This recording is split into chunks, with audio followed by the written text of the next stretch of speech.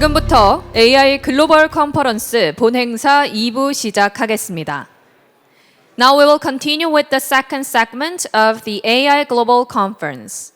2부 행사는 AI 반도체, AI 데이터 센터, 그리고 AI 모델 및 서비스 이렇게 3개의 파트로 진행될 예정인데요. 각 파트마다 기업의 발표를 통해서 각 기업의 현황과 계획을 청해 들으실 수 있겠습니다. 네, 그럼 바로 첫 번째 AI 반도체 파트 시작하겠습니다. 인텔 코리아, 리벨리온, 피류사 AI의 발표가 준비되어 있는데요. 먼저 인텔 코리아 문종민 상무님을 모셔서 지속가능한 미래 책임 있는 AI에 대한 말씀 청해 듣겠습니다. 여러분 박수로 환영해 주시기 바랍니다. 네, 반갑습니다. 그리고 이렇게 의미 있는 자리에 초대해 주셔서 고맙습니다. 인텔도 AI GPU가 있습니다.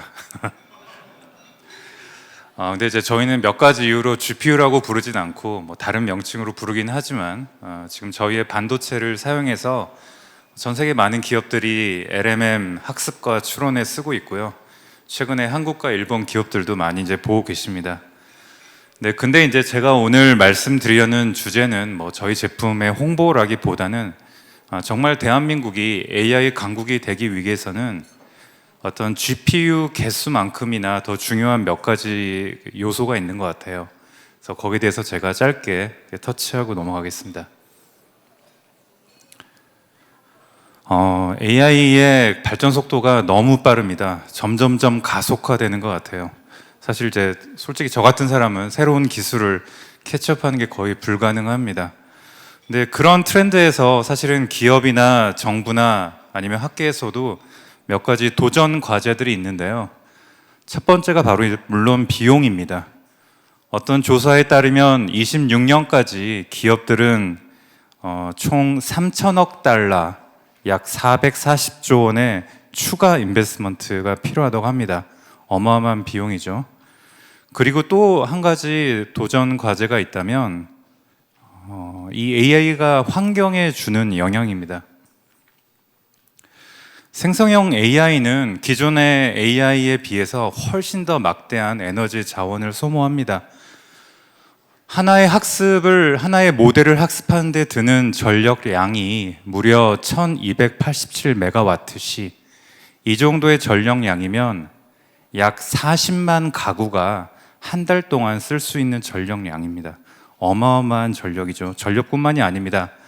물이라든지 CO2 배출이라든지 너무나 많은 자원이 소모가 되고 있습니다. AI의 발전은 너무나 중요하지만 한편 우리 정부의 입장에서는 이 발전의 속도와 그리고 지속 가능성, 서스테이너빌리티에 대한 고민을, 그 균형점을 찾아야 되는 과정에 있습니다.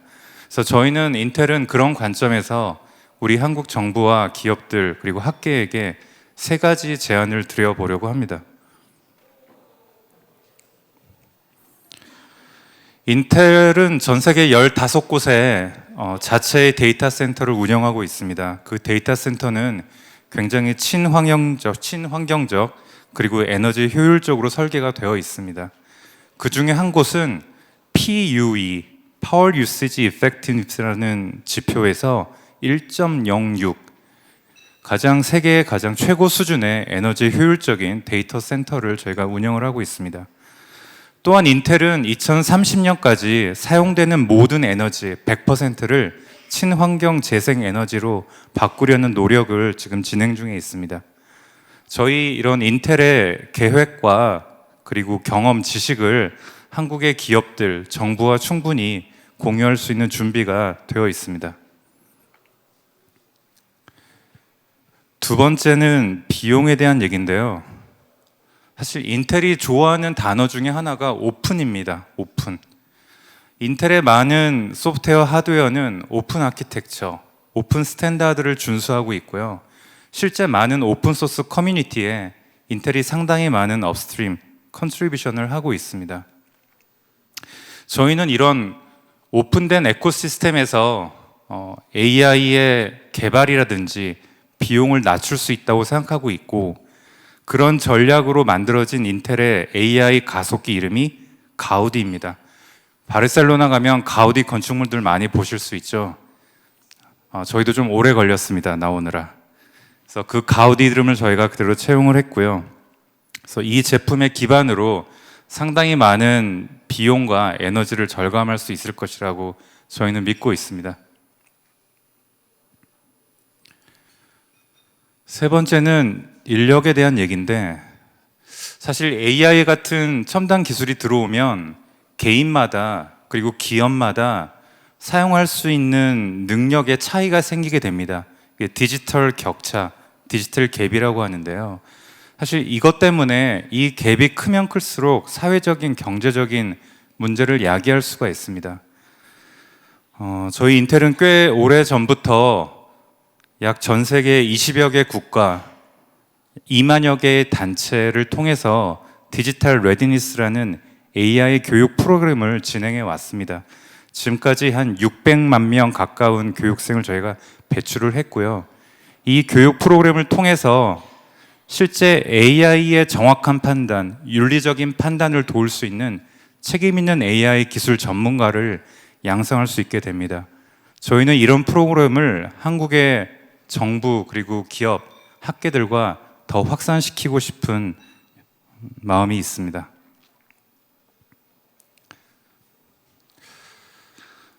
사실 저희가 지금 말씀드린 세 가지의 제안이 인텔의 AI 전략과 대동소이합니다. 저희는 공개적이고 비용 효과적이고 혁신적이고 안전한 AI를 만드는 것이 저희 회사의 전략이고요. 이런 전략과 얼라인돼서 1년 전부터 네이버와 같이 AI 공동 개발을 했습니다. 지금 1년이 지난 지금 많은 성과물들이 오픈소스나 논문의 형태로 공개되어 있고, 얼마 전 이스카라는 세계 최고 권위의 학술 단체에 저희 가우디를 사용한 논문이 채택이 됐습니다. AI 최적화, 다양한 하드웨어를 고민하시는 기업이나 정부에서는 그 논문, 저희의 자료들을 많이 참조를 해보시면 좋을 것 같습니다. 그리고 앞서 네이버 클라우드 이동수 박사님께서도 좋은 말씀 해주셨는데요. 다시 한번 이 자리를 통해서 이 박사님과 그 팀분들께 진심으로 감사의 말씀을 드립니다. 이제 마지막 장입니다. 이제 10분에 거의가 됐는데요. 저희는 AI 기술 기업으로서 어떤 사회적인 책임 그리고 지속 가능성에 대한 관심을 가지고 있고, 앞으로 우리 정부, 학계, 산업계 여러분들과 진심으로 협력할 수 있기를 기대하고 있겠습니다. 오늘 발표를 마치겠습니다. 고맙습니다. 네, 국가 AI 역량 강화를 위한 인텔의 협력 제안을 저전력, 책임, 비용 이렇게 세 가지 키워드로 말씀해 주셨습니다. 네, 다음으로는 리벨리온의 김광정 사업 총괄님께서 에이전트 기반의 AI 서비스 구축을 위한 인프라 솔루션을 주제로 발표해 주시겠습니다. 여러분, 큰 박수로 환영해 주시기 바랍니다.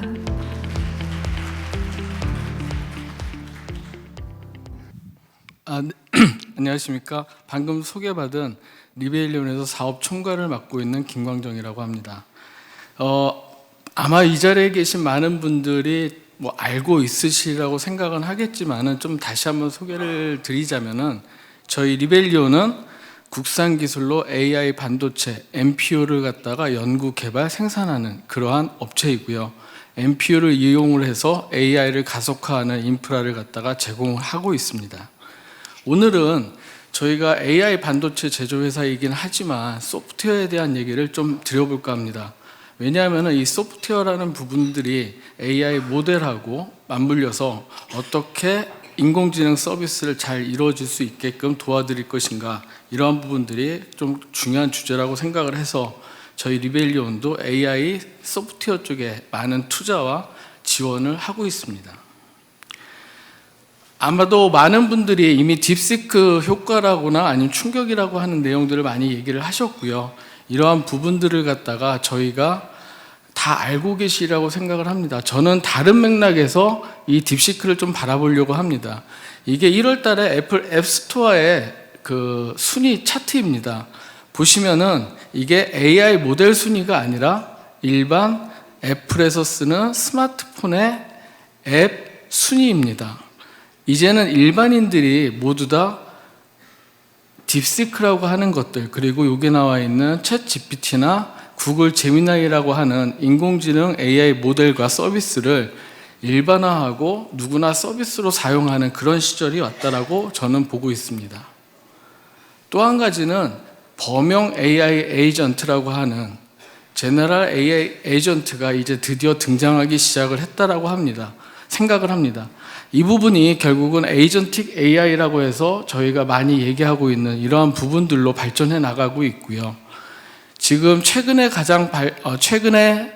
발표가 된 마노스 AI 같은 경우에는 스스로가 프롬프트를 수행을 해서 다양한 앱과 서비스를 연계를 해서 각자 그 모든 그러한 그 사람이 할 수 있는 서비스를 갖다가 제공을 해주는 그러한 수준까지 이르렀다라고 얘기를 하고 있습니다. 이 표에서 보시면 아시겠지만 불과 6개월, 1년 만에 이 정도 수준으로 왔고요. 그러다 보니 저희는 이제 에이전틱 AI 시대로 돌아왔다라고 보고 있습니다. 에이전틱 AI를 구축을 하기 위해서는 여러 가지 방법들이 있다라고 얘기를 하는데요. 이건 저희가 제공해드리는 그런 방법론은 아니고 일반적인 방법론 중에 하나를 갖다가 좀 제시를 했습니다. 이 모든 거는 사실은 스몰 LLM이라고 하는 부분들을 가볍고 그리고 보다 효율적이고 내가 원하는 서비스에 맞춰서 어떻게 구현하고 엮고 이걸 포괄적으로 운영할 수 있느냐, 이런 부분들이 많이 중요할 것 같습니다. 그러다 보니 저희 리벨리오는 AI 추론 부분에 있어서 이러한 서비스를 갖다가 보다 효율적으로 제공을 하고자 여러 가지 인프라를 준비를 하고 있고 개발을 하고 있습니다. 아시는 분들은 다 아시겠지만 일단은 AI 학습이라고 하는 파운데이션 모델 쪽은 GPU 쪽에 탁월한 성능 쪽으로 맡기고, 그리고 저희는 그 부분을 갖다가 확장시켜 나가는 추론 서비스 쪽에 좀 더 포커싱하고 있다라고 말씀드릴 수 있고요. 이러한 추론 서비스를 확장하기 위해서 저희 리벨리오는 칩부터 렉 스케일로 스케일업, 스케일아웃 할 수 있는 다양한 아키텍처를 준비를 하고 있습니다. 리벨리오는 이런 스케일 가능한 이러한 솔루션을 만들기 위해서 자체적으로는 RSD라고 하는 그러한 아키텍처를 갖다가 가지고 디자인을 했고요. 이런 것을 이용을 해서 다수의 MPU를 병렬 처리를 갖다가 하고 있습니다. 이러한 부분이 단순히 병렬 처리를 할 수 있는 아키텍처에만 그치는 것은 아니고요.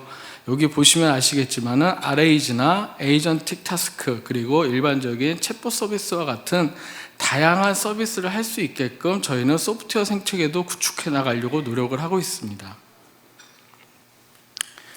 작년 11월에 발표된 내용입니다. 저희가 리벨리온이 파이토치 파운데이션의 멤버로서 등재가 되었고, 파이토치 프레임워크를 이용을 해서 오픈소스 기반으로 소프트웨어를 지원하는 데 기여를 하고자 하고요. 이러한 부분으로서 저희가 AI 서비스를 만들고자 노력을 하고 있습니다. 이러한 노력들을 기반으로 해서 저희가 지금 추론 서비스를 배포를 갖다가 원활하게 하기 위해서 기본적으로 3가지 정도를 갖다가 제공을 하고 있습니다. 기본적으로는 엔비디아가 만드신 트리튼 인퍼런싱 서버를 이용을 해서 배포를 할 수 있게끔 만들었고요. VLLM이라고 하는 내용으로 저희가 그 컴파일된 LLM 모델을 갖다 서비스를 갖다가 또 제공을 하고 있습니다. 그리고 아주 당연하지만 쿠버네티스 관련된 인프라, 프레임워크도 당연히 제공을 하고 있습니다. 이 마지막 장표에서 저희가 보여드리고자 하는 부분은 저희 리벨리온이 이 MPU 환경에서 다양한 인퍼런싱 서비스를 하기 위해서 다양한 AI 모델을 쓸 수 있게끔 노력을 끊이지 않고 지금 하고 있다는 부분이 될 것 같습니다. 가운데 보시면 저희가 지금까지 어나운스한 주요 오픈 소스의 생성형 AI 모델들이 리스트업된 걸 보실 수 있으실 겁니다.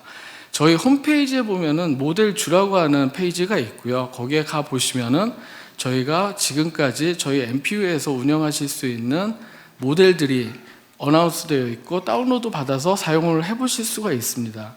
가장 최근에 가장 핫하게 이슈가 되고 있는 딥시크 부분부터 QN, 그리고 미스트라이라든지 국내에서 개발되고 계시는 KT의 믿음, 카카오의 카를로, 그리고 업스테이지의 솔라, 그리고 LG에서 LG AI 연구원에서 만드신 엑사원, 이러한 다양한 모델들을 갖다가 저희가 계속 지원을 하고자 투자를 하고 있습니다. 저희가 매달 많은 수의 AI 모델은 아니지만은 저희 국내 고객이 사용하시는데 꼭 필요하고, 그리고 저희가 봤었을 때 효용성이 뛰어난 모델들을 갖다가 계속 지속적으로 이렇게 사용할 수 있도록 만들면서 저희는 생성형 AI를 이용을 한 국내 서비스를 갖다 AI 서비스를 갖다가 널리 알리는데 계속 매진하고자 노력하고 있습니다. 감사합니다.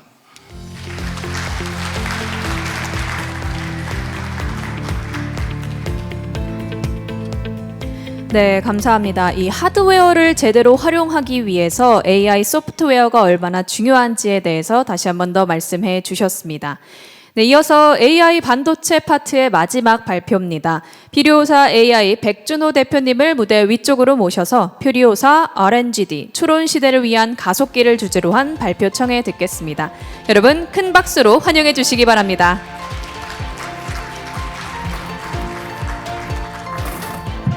이렇게 자리에 초대해 주셔서 감사드립니다. 저희 필요사 AI는 지난 8년간 특히 이제 고성능 추론에 집중해 추론량 그런 데이터 센터양 이제 가속기를 이제 개발하고 있고, 오늘 많은 논의가 있었듯이 지금 우리 테스트 타임 컴퓨트라든지 AI 에이전트이라든지 이런 것들이 결국 이제 우리 추론 시장이 앞으로 폭발적으로 이제 성장할 거라고 생각하고, 이에 맞추어서 저희 솔루션을 계속해서 진화하고 계속해서 더 좋은 이제 제품을 내어놓으려고 저희들 개발을 이제 지속하고 있습니다.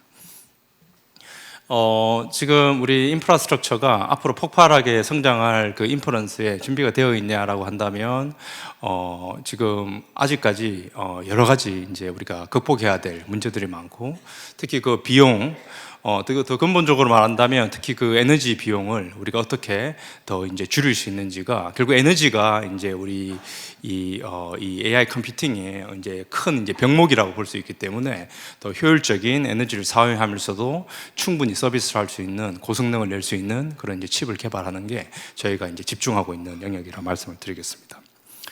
AI 반도체가 생각보다 굉장히 많은 챌린지가 있습니다.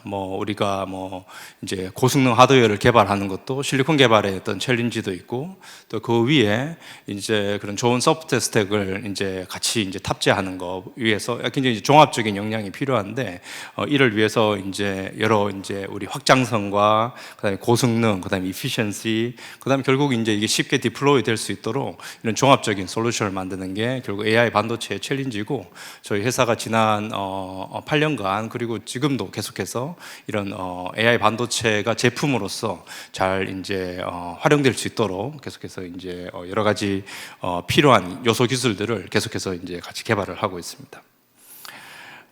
저희 지금 이제 2세대 칩의 경우는 저희가 지금 커스터머들하고 샘플링을 하고 있고요. 지금 보시다시피 이렇게 이제 일반 서버에 이제 탑재해서 이제 LLM부터 시작해서 지금 프론티어에 있는 AI 모델들을 잘 서비스할 수 있도록 저희가 지금 샘플링을 하고 있고, 저희가 계속해서 이제 모델의 성능을, 특히 지금 이제 많이 사용되고 있는 라마라든지 이런 모델들의 성능 옵티미제이션에 지금 집중을 하고 있는데, 지금 아마 우리가 커스터머 사이즈에서도 실제 서비스에 디플로이 되는 좋은 케이스가 곧 나올 거라고 지금 생각을 하고 있습니다.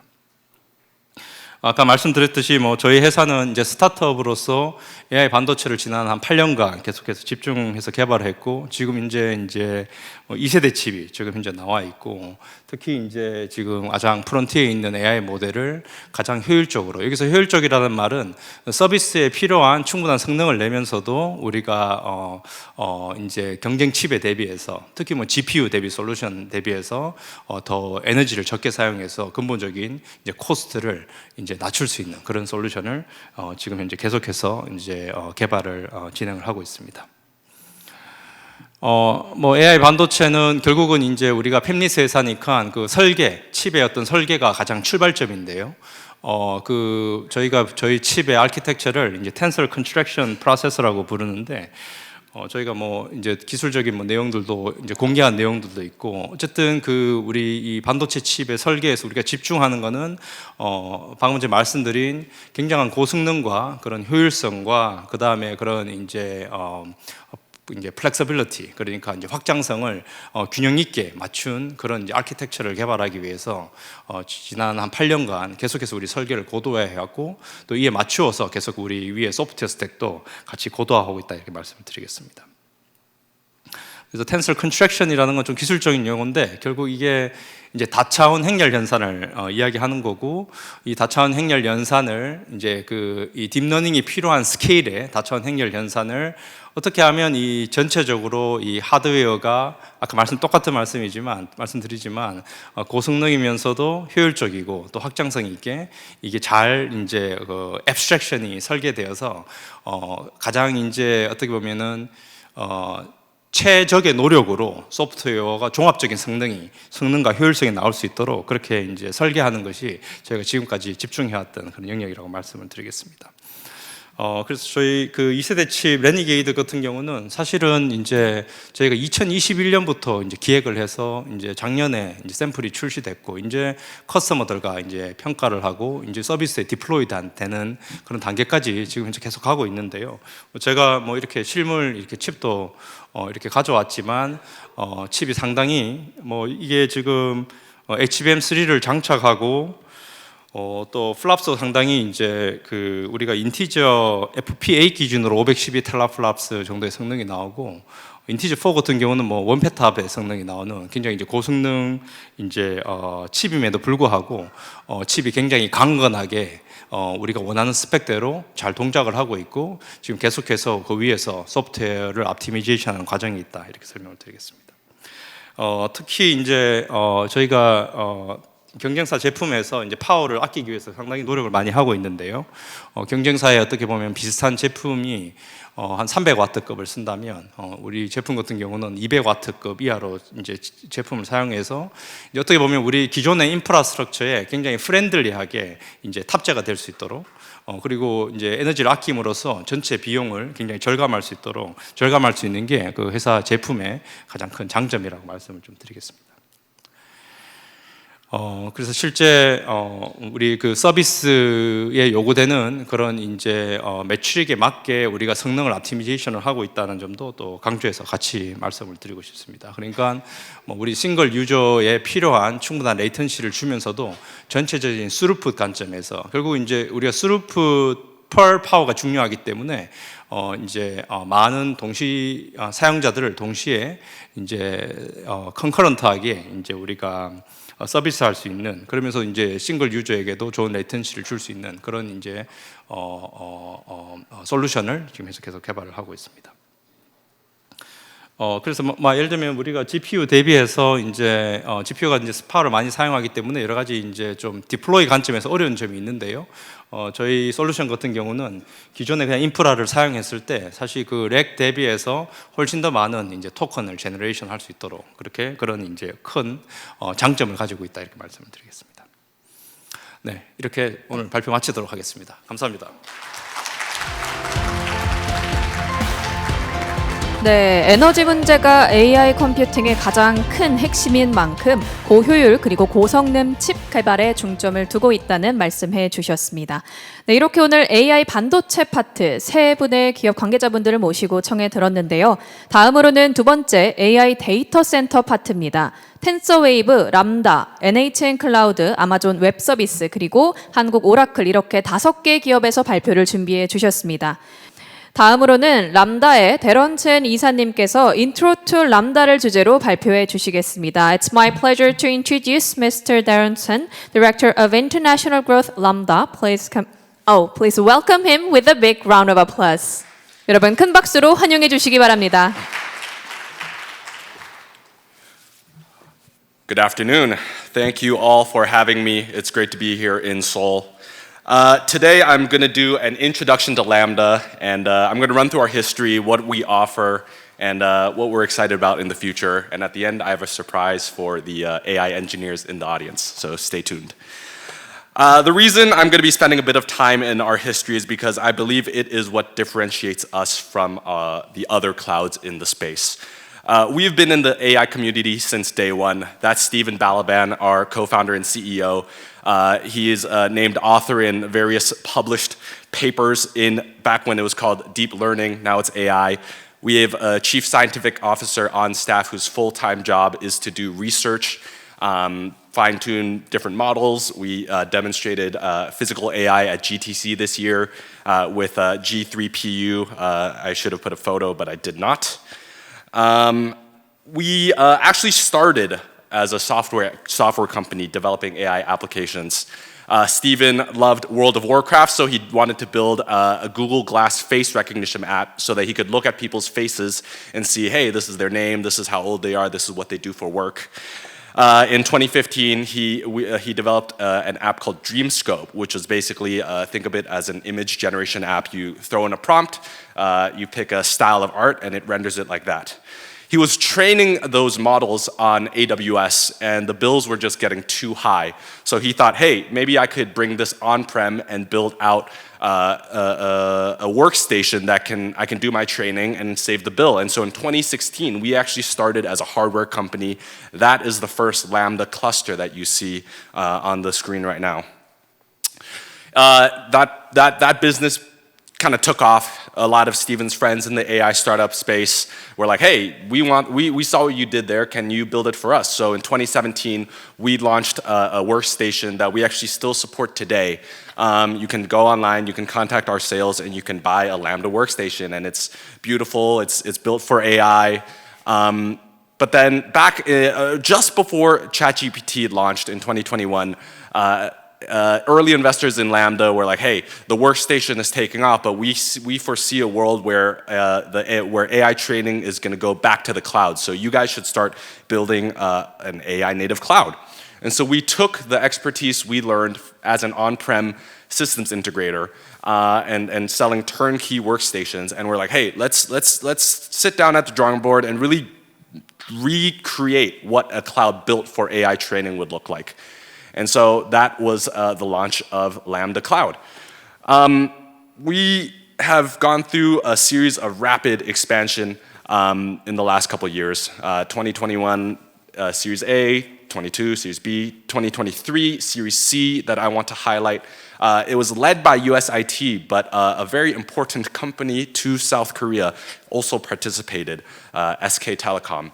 And so they invested in our Series C, and we have been in a tight strategic partnership with them ever since then. We have a GPU deployment in an SKB data center in Gasan, and we're using that as an opportunity to jointly approach customers, kind of shuffling them over to our in-region compute as a test bed for them to see, hey, maybe they want to do a larger deployment. We actually recently announced our Series D that was co-led by SGW and Andra. And so pretty much every company in the world you can think of is a Lambda customer. This ranges from them using our workstations to our server product to even our cloud product. And we're really, really proud to have such deep partnerships with the most important companies in the world doing really, really cool stuff. You see kind of US federal agencies, you see higher education, and they're putting forward some really great things that are gonna kind of change how we live in this world. You know, TensorWave, they've done a great job with AMD side. We are kind of an NVIDIA shop here. We have we're pretty proud to be NVIDIA AI Excellence partners for the last few years in a row. We were just announced at HTC as a healthcare partner of the year. And you know, we've done some really great stuff with NVIDIA hardware, such as our one-click cluster product, which I will announce later. And so going back to our history and why I spent so much time there is our CEO, Steven, is an AI engineer at heart. If you told him that all he could do every day instead of running a company is to just do research, he would be like, thank you. But the reason he built Lambda was because he saw that there were 4 kind of main obstacles in the market. One was delayed capacity access. When he or his AI researching colleagues needed capacity, they would have to jump through a lot of hoops just to get it. They'd have to talk to sales. They'd have to read various contracts. They'd have to look across various providers. Oftentimes, he would be forced into signing long-term contracts. These can range from 12-month commitments all the way to 3-4 years just to get compute they need just for a research experiment. With the long-term contracts comes high costs, which is hard for a solo researcher who has an idea and wants to test it out. Even after signing that long contract, there were kind of reliability concerns where these are not kind of low performance CPU, hosting, storage, the previous generation of compute. These are super high performance systems that if one tiny thing goes wrong, it could be pretty bad. And so enter Lambda. What we're really proud of, or what I'm really proud of at least, is our public cloud instances. But we kind of divide our GPU offerings into 3 modalities. The first is a public cloud instance. Anyone in this room can sign up on cloud.lambdalabs.com, put in your credit card, and spin up GPU resources ranging from 1 to 8 H100s, A100s, and GH200s. We're launching Blackwell series on public cloud instances shortly, but this is no contract, no commitment. You put on a credit card, you pay for what you use. It's really good for kind of the solo researcher who is they're on a tight budget. They have kind of what they have an idea of what they need, but they just need some compute to test it out and validate that idea so they can go get more funding. That's the on-demand cloud. One-click clusters. This is kind of a unique innovation that very, very few clouds out there have. Maybe one hyperscaler. Oh, do I have enough time? Okay, I can. If you need to kick me off, I can speed it through. So one-click clusters. You previously, to get high-powered compute from anywhere from 16 to 500 GPUs, you would need to jump through all those hoops I mentioned, or you would need to do like 30 clicks. We've reduced it to we call it one-click clusters. It's probably more like 5 clicks. But you can get access to anywhere from 16 to 50 to 512 GPUs on a week, as short as 1 week to as long as a year. These are all interconnected with InfiniBand. We have H100s available now, as well as B200s, but the demand for B200s has been so high that we're limiting reservations for that to 2 years. Then we have private cloud, which is very similar to what you'll see from the other cloud providers. Multi-year contract, large GPUs, we'll deploy it single tenant, very secure. And so this is kind of a demonstration, if the GIF will run. Okay, it's not running, but it's very simple. You click reserve, super fast access to high-powered compute, multi-node training, able to run large models. And the use cases for our cloud is for training, for fine-tuning, for scaling and experimenting, as well as for inference. So in the past, a lot of our clients have been using it for using our GPU cloud for training. But more and more, we're seeing inference actually being used on our cloud, both by our customers as well as by ourselves. And so these are just why Lambda, flexible, predictable. We don't charge extra ingress, egress costs, no support costs. We offer the highest performance for AI uses. This is why kind of enterprise AI needs, why they use Lambda. The high-speed networking is really important to make sure that when you're having a multi-node cluster, that they talk to each other. We offer an AI native software stack with managed Kubernetes, PyTorch, as well as our support team is made up of ML and Linux engineers. This is Lambda Chat, our inferencing solution. Anyone here can use lambda.chat. It's free right now, so instead of paying $20 a month or $18 a month, you can go on, you can get access to DeepSeek R1, 671 billion, and get all your questions answered for free. Hosted model and inference, if you're an AI developer wanting to use open source models on your app, we have an OpenAI compatible API. You just copy and paste our API in there. You have access to the latest and greatest in open source models. Thank you. And I mentioned a surprise for the AI engineers in the room. I don't have it on here, but my email is darren@lambdal.com, DARREN @LAMBDAL.com. If you send me an email, I'll hook you up with some free compute credits so that you can use our on-demand cloud.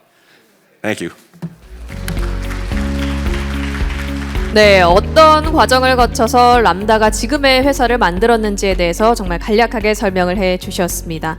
이번에는 NHN 클라우드의 발표를 드려볼 차례인데요. 강민수 CIO님을 무대 위로 모셔서 국가 AI 데이터 센터와 AIDC를 정해 듣겠습니다. 여러분 큰 박수로 환영해 주시기 바랍니다. 안녕하세요. NHN 클라우드의 강민수입니다. 죄송하다는 말씀 먼저 드려야 될 것 같은데요. 제가 감기로 소리가 잘 안 나와서 낮은 목소리로 천천히 말씀드리겠습니다. 국가 AI 데이터 센터를 저희가 2023년 10월부터 운영을 하는데요. 건축물은 광주시 소유고요. 저희가 데이터 센터 설비와 IT 자원의 구축과 운영을 맡고 있습니다. 약 1000여 개의 H100 GPU를 구축 운영하고 있고요. 그 외에 다수의 AI 가속기를 운영하고 있습니다. 아까 백문이 불여일견이라고 하셨는데 잠깐 보시죠. 서버룸의 공조 시뮬레이션입니다. 빨간 화살표가 뜨거운 바람이고요. 뜨거운 공기고 이게 냉각 시스템을 거쳐서 이제 냉각이 돼서 이제 서버룸 안으로 불어넣어지게 됩니다. 이게 IT 장비를 식히고 나면 이제 데펴진 공기가 상부로 토출이 되게 됩니다. 그러면 저 뜨거워진 공기를 다시 이제 사이드에 있는 냉각 시스템이 냉각을 시키고 다시 서버룸으로 불어넣어주게 됩니다. 기존의 데이터 센터와의 차이점은 층고가 7.6m로 굉장히 높고요. 그 이중마루를 채택하지 않았습니다. 그리고 케이블들이 이런 공기 흐름들을 방해할 것을 우려해서 그런 것들을 고려한 설계가 되어 있습니다. 오늘은 이러한 그 냉각 시스템을 중심으로 계속 말씀을 드릴 텐데요. CPU와 GPU의 발열량은 CPU는 리니어하게 늘고 있으면 GPU는 익스포넨셜하게 급격하게 발열량이 증가하고 있습니다. 일반적인 x86 서버 CPU 2개짜리 서버에 비하면 8개짜리 GPU를 장착한 GPU 서버는 약 30배에서 50배 정도의 전력과 발열량을 내고 있습니다. 그래서 이러한 발열량을 이러한 열을 어떻게 냉각시키는가가 굉장히 중요한데요. 지금까지는 공기를 불어넣어서 충분히 냉각시킬 수가 있었고 모두 그러한 방식을 채택하고 있었습니다. 하지만 이제 그러한 것에 한계가 이제 도달을 했고요. 뭐 다들 들어보시겠지만 이제 순행식이 이제 검토가 되고 이제 블랙웰부터는 순행을 해야 된다라는 말들을 이제 다들 하고 있죠.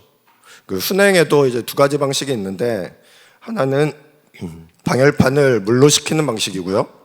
또 하나는 절연유에다가 장비 자체를 담그는 방식입니다.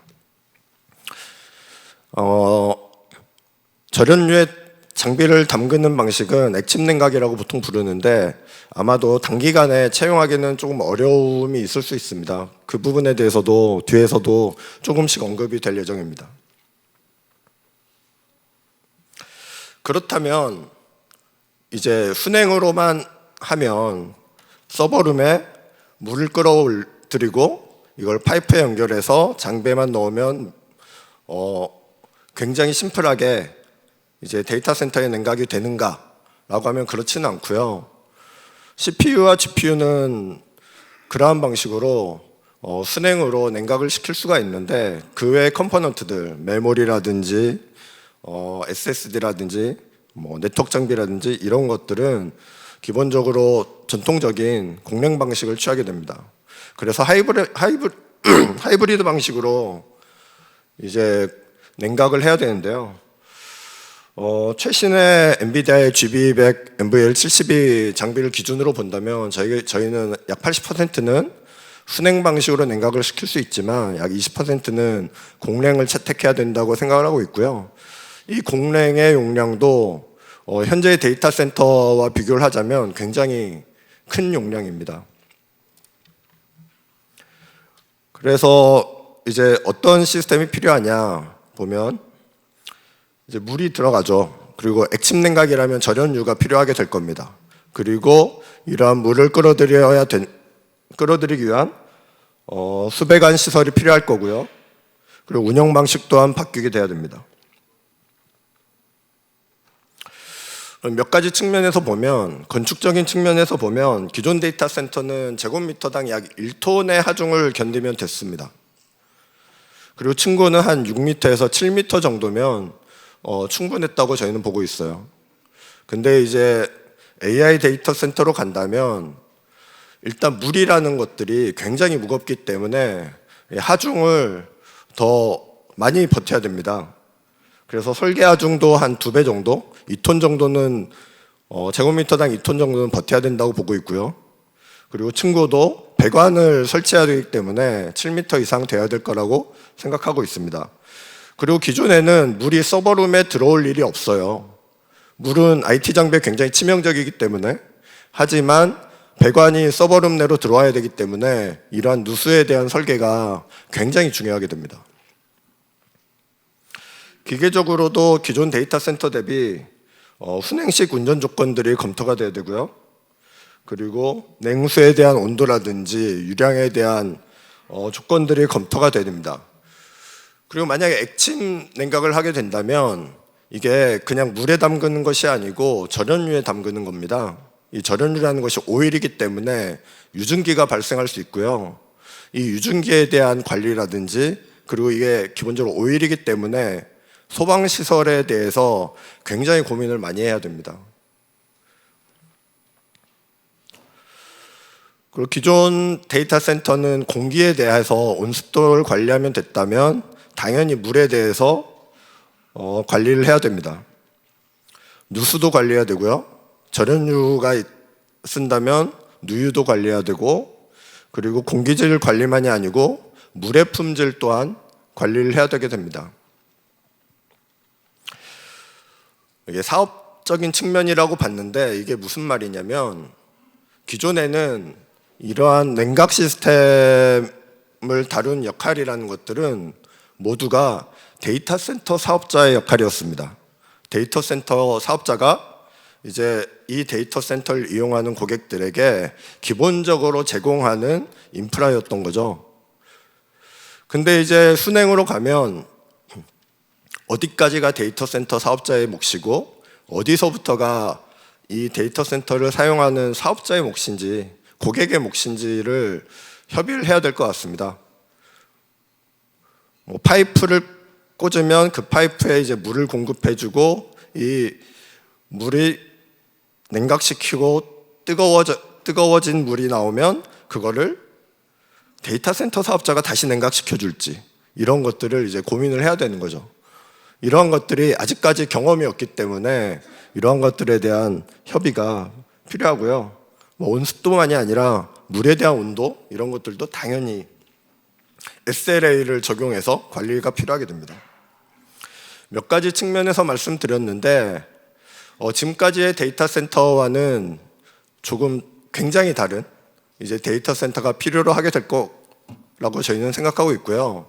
NHN 클라우드는 이러한 고민들을 지금까지의 경험을 가지고 앞으로도 이러한 AI 쪽에 리딩을 하기 위해서 고민을 하고 있고 여러분들과 함께하고자 하고 있습니다. 네, 이상으로 발표를 마치겠습니다. 감사합니다. 네, 국가 AI 데이터 센터가 어떻게 운영되고 있는지, 그리고 또 앞으로 더 효율적으로 어떻게 운영할지에 관해서 의견 나눠 주셨습니다. 다음으로는 아마존 웹 서비스에서 발표를 준비해 주셨습니다. 최영준 인공지능 및 머신러닝 전문 수석 솔루션즈 아키텍트님께서 성공적인 AI 모델 구현을 위한 아마존 웹 서비스 인프라에 대해서 발표해 주시겠습니다. 여러분 큰 박수로 환영해 주시기 바랍니다. 네, 반갑습니다. 저는 AWS에서 AI ML 전문 수석 솔루션스 아키텍트 역할을 맡고 있고요. 오늘 저희 AWS에 대해서 좀 소개해 드리려고 나왔습니다.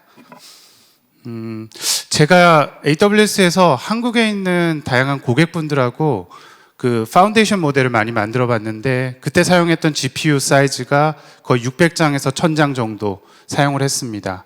그러면서 다양한 경험도 얻게 되었고요. 일단 생성형 AI를 하기 위해서는 데이터 주권들이 각 나라에 있다 보니까 여러 데이터 센터가 있는 것도 중요하고요. 특히 데이터에 대한 보안이 굉장히 중요합니다. 또 이걸 모델을 만든 다음에는 생성형 AI 서비스를 당연히 해야 되겠죠. 그러다 보니까 AWS의 여러 가지 서비스들이 생성형 AI 서비스를 만드는 데 많은 도움을 드리고 있습니다.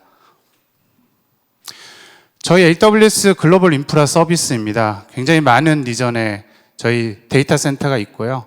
저희는 36개 리전에 이미 데이터 센터를 가지고 있고 그 각각의 리전 내에서는 저희가 데이터 센터 클러스터인 가용 영역이 3개 이상씩 존재하고 있습니다.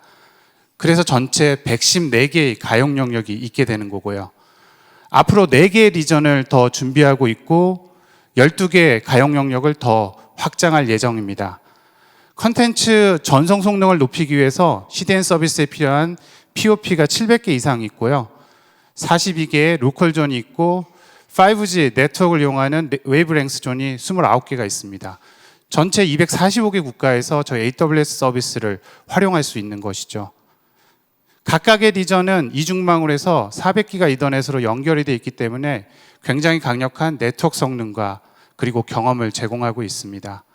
가용 영역에 대해서 좀 말씀을 드리게 되면요. 하나의 가용 영역은 저희가 같은 건물에 그 데이터 센터가 독립적으로 완전히 격리된 냉각이나 전력이나 네트워크가 격리되어 있는 구조로 데이터 센터 클러스터가 구성이 되어 있고 각각의 가용 영역들 간에는 100km 이내에서 의미 있는 거리에 위치하고 있습니다. 이것은 저희가 고가용성 측면이나 그 다음에 데이터 복제 측면에서 매우 낮은 지연 시간을 요구하고 있기 때문이죠. 경험에 대한 압축 알고리즘이 없다라고 저희 CTO인 워너보겔 박사님이 얘기한 부분이 있습니다. 저희는 이미 데이터 센터의 운영 경험이 15년 이상 넘어갔고요. GPU 기반으로 뭔가 서버를 운영하는 것도 12년 이상 해오고 있습니다. 굉장히 많은 경험들이 쌓여 있고 그 경험으로 내부에 있는 인프라스트럭처를 계속해서 개선해 나가고 있죠. AI 칩도 마찬가지입니다. 저희는 엔비디아 GPU 외에도 오늘 발표해 주신 AMD나 인텔 그리고 퀄컴 등의 다양한 파트너사의 AI 칩을 AI 엑셀러레이터를 AWS 인프라에서 활용하실 수가 있습니다. 또한 국내의 다양한 AI 엑셀러레이터도 저희와 함께 협업할 수 있는 기회가 있으면 좋을 것 같습니다. 의외에도 사용자분들이 선택의 폭을 넓히고 다양한 선택을 할 수 있도록 내부에서도 트레니움이나 인퍼런시와 같은 AI 엑셀러레이터 칩을 만들고 있고요. 2020년에 저희가 4000개 GPU를 이용해서 첫 번째 울트라 클러스터 네트워크를 만들어 봤습니다. 그때 서버 간의 속도가 8ms 레이턴시고요. 그리고 나서 생성형 AI가 나오면서 모델이 점점 커지면서 저희는 네트워크 스택도 완전히 다 뜯어고치고 전력에 대해서도 새롭게 설계를 해서 새로운 형태의 2세대 울트라 클러스터 네트워크를 만들었습니다. 여기엔 2만 개 GPU 이상이 저희가 클러스터를 만들 수가 있고요. 내부에서는 10p10U라고 하는 얘기를 합니다. 초당 수십 페타비트의 처리량을 제공하고 있고 10 마이크로세크 미만의 레이턴시를 라인드 트립으로 제공해 준다. 이 목표로 해서 AI 모델의 학습 시간을 15% 정도 단축했습니다. 보안도 굉장히 중요하게 생각을 하고 있고요. 저희는 3가지 원칙이 있어요. 보안에 대해서는. 일단은 인프라 운영자가 AI 데이터에 접근할 수 있는 것들이 완전히 불가합니다. 완벽한 격리를 하고 있고요. 그러기 위해서 저희는 하드웨어부터 나이트로 시스템이라고 하는 시스템을 개발을 했고 그 위에 키 매니지먼트 시스템 또한 저희가 자체적으로 운영을 하고 있습니다. 그리고 고객이 자신으로부터 AI 데이터 센터, 즉 사용자의 AI 데이터 센터를 격리할 수 있는 능력도 제공해 드리고 있습니다. 당연히 인프라 통신 자체도 보호되어 있고요. 이러한 노력을 저희는 계속해 가면서 보안이 최우선이다라는 목표를 가지고 계속해서 저희의 서비스를 개선해 나가고 있습니다. 데이터 센터의 효율화 또한 중요한 부분이죠. 엑센추어의 연구에 따르면 온프렘에서 AWS 클라우드로 옮겼을 때 4.1배의 데이터 효율이 있다고 합니다. 그리고 AWS에서 최적화했을 때는 탄소 발자국을 99%까지 줄일 수 있다고 하고요. 저희는 데이터 센터를 설계했을 때 우선 설계 전에 고급 모델링 기법을 이용해서 최적화를 하고요. 서버의 배치라든지 공조라든지 그 다음에 공조의 냉각 공조라든지 냉각이라든지 공기라든지 이런 것들을 최적화해가지고 활용을 하고 있습니다. 뿐만 아니라 GPU 자체가 발열이 워낙 많고 1000W 이상의 전력이 필요하다 보니까 원자력 에너지뿐만이 아니고 600여 개의 태양광 풍력에 대해서 저희 프로젝트에 대해서 투자를 하고 있습니다. 그만큼 많은 노력을 기울이고 있는 거죠. AI 모델을 개발했을 때 생각을 해보면 일단은 인프라스트럭처가 굉장히 중요하고요. 다양한 고객분들이 여러 GPU들을 원하십니다.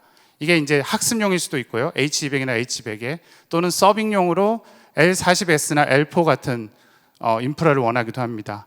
또한 서버 간의 네트워크가 굉장히 중요한데요. 이 또한 최대 3200GBps를 제공하고 있습니다. 또 서버 간에는 당연히 GPU 다이렉트 통신이 되고 있고요. 그리고 OS 바이패스를 통해서 고성능 네트워크 프로토콜을 제공하는 EFA라고 하는 클라우드에 적합한 네트워크 프로토콜을 저희가 자체 개발해서 제공을 하고 있습니다. 그 위에서는 데이터 처리 또한 중요한 요소입니다. 일반적으로 데이터가 기가에서 페타급으로 넘어가다 보니까 S3와 같은 오브젝트 스토리지 위에도 대량의 GPU 리소스의 액세스가 필요한 고성능 파일 스토리지가 필요하죠.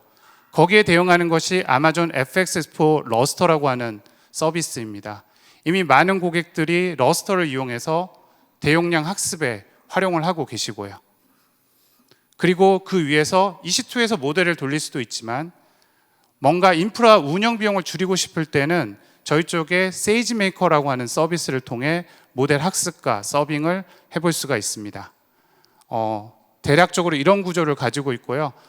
모델을 개발하는 데이터 사이언티스트가 모델 개발에만 집중할 수 있도록 인프라 운영에 대해서는 AWS가 이 관리를 해주는 영역이라고 보시면 되고요.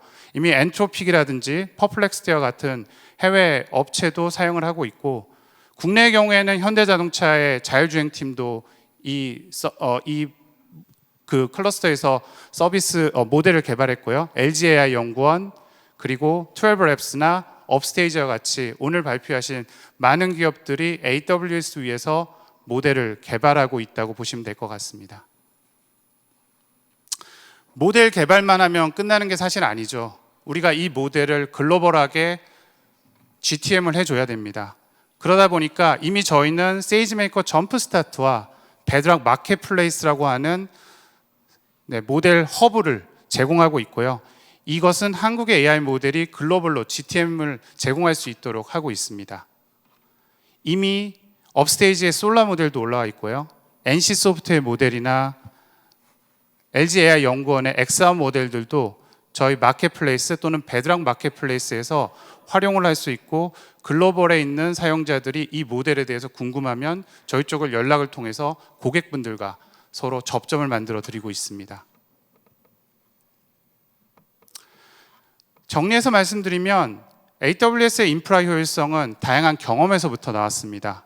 그 경험을 우리가 이길 수 있는 방법은 없겠죠. 그러면서 저희의 인프라스트럭처는 계속해서 발전해 오고 있고요. 데이터 센터의 설계 최적화, 36개 리전에 이미 데이터 센터의 클러스터가 있습니다.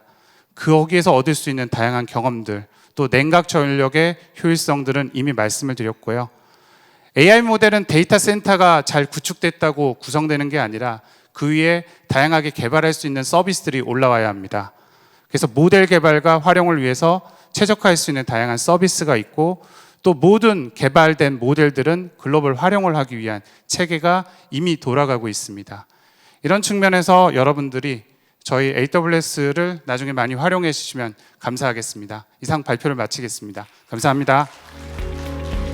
네, 아마존 웹 서비스의 인프라가 어디에서 구축되어 있고 또 이러한 인프라를 기반으로 비즈니스를 어떻게 운영하고 있는지 설명해 주셨습니다. 다음으로는 AI 모델 및 서비스 파트 발표가 준비되어 있습니다. 기업들의 현황과 계획을 들어보실 텐데요. 8개의 글로벌 기업이 발표를 준비해 주셨습니다. 퍼플렉시티, 구글 클라우드, 마이크로소프트, 가우디오랩, 루닛, 마키나락스, 모레, 그리고 트릴리온 랩스가 발표를 준비해 주셨습니다. 네, 다음으로는 마이크로소프트 싱가포르 아시아 지부의 김인준 상무님께서 LLM 기반 비즈니스 혁신 촉매제 마이크로소프트를 주제로 발표해 주시겠습니다. 여러분 큰 박수로 환영해 주시기 바랍니다. 네, 안녕하세요. 저는 마이크로소프트 싱가포르의 김인준이라고 합니다. 저는 아시아 지역의 많은 여러 금융권 고객분들 그리고 여러 인더스트리의 임원들과 최근에 에이전틱 AI 그리고 에이전틱 AI 오퍼레이션 LLM 옵스에서 에이전틱 AI 옵스로 나가신 것에 대해 궁금증을 또 많이 가지고 계시더라고요. 그리고 에이전틱 AI 관련된 리즈닝 모델, O1, O3 모델이라든지 뭐 작년부터 계속되고 있는 멀티모달 이 세 가지 관련돼서 여러 가지 고객분들과 코크리에이션을 진행하고 있습니다. 오늘 굉장히 짧은 시간을 부탁을 받아서 굉장히 압축적으로 많은 포인트들을 말씀을 드릴 텐데 또 추후에 기회가 있으면 또 찾아뵙고 같이 논의를 할 수 있으면 좋을 것 같습니다. 네, 저희는 마이크로소프트는 코파일럿 AI 스택이라는 표현을 몇 년 전부터 시장에서 쓰고 있고 그리고 그 뒷단에서 제가 지금 아시아에서 포커스하고 있는 LLM 옵스에서 이제 에이전틱 옵스 그리고 리즈닝 모델, 멀티모달리티 엔드투엔드로 플랫폼을 제공함으로써 여러 고객분들이 이제 AI 기반으로 과거에 머신러닝이나 NLP 시절에서 그 비즈니스 효용을 달성하시는데 굉장히 많은 또 어떤 배어리어들이 계셨고 뭐 시간적으로 오래 걸렸는데 그러한 점들을 좀 촉진시켜 드리고 있고요. 두 번째는 저희 앞서 뭐 인프라 세션에는 오늘 뭐 초대를 받지 못했지만 AI 모델에만 말씀드리면 여러 뭐 저희와 오픈 AI 간의 뭐 전략적인 파트너십은 잘 알고 계실 거고 오픈 AI 모델들 신규 모델은 바로 애저 환경으로 들어오고 기타 저희가 출시하고 있는 저희 마이크로소프트 리서치에서 파이4 멀티 모델 등등 약 현재 기준으로 한 1,800여 개의 모델이 저희 애저 환경에서 제공이 가능하다고 보시면 될 것 같고요. 뒤에서 모델은 다 좋은데 그러면 어떻게 자사 기반으로 그라운드니스를 확보할 수 있는지 그리고 우리 회사의 여러 가지 고려사항들을 커스텀화할 수 있는지 파인 튜닝, 디스틸레이션 다 말씀을 드릴 거고요. 그리고 가장 중요한 세이프티 가드레일에 대해서 말씀을 드릴 거고 세 번째는 실제로 제가 여러 저희 고객분들 그리고 뭐 언론에서 잘 많이 배우셨겠지만 저희 KT 그리고 일본의 NTT 도코모와 같은 저희 LLM 프로바이더가 저희와 함께 협업을 통해서 되신 분들 그리고 저희 파트너에 대해서 좀 사례를 말씀드릴 수 있도록 하겠습니다. 첫 번째 포인트는 기준으로 오른쪽에 코파일럿 AI 스택이라고 보이시는 부분에 보면 우측에는 저희 개발자 커뮤니티에서 가장 선호하시는 뭐 코파일럿 스튜디오나 깃허브 다 포함되어 있고요. 중앙에 보시면 저희 애저 AI 파운더리가 LMM과 에이전틱 AI 옵스라고 옵스 플랫폼으로 보시면 되고 아래쪽에는 여전히 저희 마이크로소프트 애저 내에서도 데이터 애널리틱스나 여러 가지 데이터 프로세싱 플랫폼들 패브릭이라는 제품을 제공을 하고 있고요. 당연히 앞선 세션에서 제공됐던 인프라스트럭처 그리고 클라우드 투 에지라는 것이 또 여러 제조나 여러 공정에 있는 고객분들도 많이 선호하시는 것이라 저희는 파이4 멀티모델과 같은 스몰 랭귀지 모델, 에지 모델도 저희가 계속해서 혁신적으로 진행을 하고 있고 마지막으로 가장 중요한 게 세이프 가드레일 그리고 트러스티워디 AI라고 보시면 될 것 같습니다. 이 코파일럿 AI 스택이 마이크로소프트 글로벌이 전체적인 오퍼링을 드리는 거라고 하면 우측에 보이시는 이제 모델 부분이 제가 아시아에서 담당을 하고 있는 부분으로 봐주시면 될 것 같고요. 우측 하단의 모델 카탈로그라는 부분은 조금 폰트가 작겠지만 저희 앞서 말씀드린 것처럼 오늘 기준으로 한 1,800여 개 정도 모델이 뭐 오픈 AI 모델 그리고 저희가 자체적으로 출시하고 애저 코그니티브 시합을 출시하고 있는 비전이나 텍스트 모델 그리고 마이크로소프트 리서치의 파이 모델 그리고 여러 오픈소스 모델들 그리고 태스크 모델이라고 표현된 부분은 예를 들어 신테틱 데이터, 재현 데이터를 생성해봐 라는 특정 태스크나 모델, 어떤 분류에 특화된 모델들 그리고 인더스트리 모델은 예를 들어 헬스케어나 공정이나 제조나 여러 산업 특화된 고객분들이 우리 산업에 바로 가져다 쓸 수 있는 이렇게 인더스트리 모델 이 위에 4가지 종류 중 하나라고 보시면 될 것 같고요. 가운데는 계속해서 이제 에이전틱 AI 오퍼레이션 시대가 왔고 그에 맞춰서 에이전틱 AI 역시 저희 모델 그리고 어떤 어웨어니스라고 난리지라고 하는 것을 저희 AI 서치를 통해서 그리고 에이전틱 AI에서 싱글 에이전트와 멀티 에이전트를 다 오케스트레이션 하실 수 있고 그리고 세이프 가드레일과 여러 가지 커스터마이제이션, 파인 튜닝, 디스틸레이션을 위한 애저 머신러닝 이렇게 구성되어 있고요. 저희 observability 예전에 ML observability부터 이제 LMM observability, 이제는 agentic AI observability, 계속해서 observability 무엇을 observe 할 것인 거에 대한 복잡성이 높아지면서 저희 마이크로소프트 리서치와 그리고 여러 고객 임원분들께서 우리가 observe 하고 싶은 것은 이거다라는 말씀을 제가 다 찾아뵙고 들으면서 한 3개월 정도 후에는 agentic AI observability까지 저희 빌드 행사에서 좀 시장에 어나운스 드릴 예정입니다. 첨부 슬라이드니 뭐 자세히 설명은 드리지 않아도 될 것 같고요. 제가 말씀드린 뭐 저희 파운데이셔널 모델 그리고 저희 오픈 AI 모델들 그리고 파이4 멀티 모달 같은 모델들 그리고 저희 파트너인 메타, 미스트랄, 코히어, 스노플레이크, 엔비디아, 데이터브릭스, 허깅페이스 그리고 기타 태스크 모델과 인더스트리 모델들의 좀 가장 고객분들이 많이 사용하시는 모델들의 집약된 버전이라고 보시면 될 것 같습니다. 네. 제가 좀 사실 급하게 이 자리에 좀 요청을 받아서 좀 폰트가 작은 점 양해 부탁드리고요.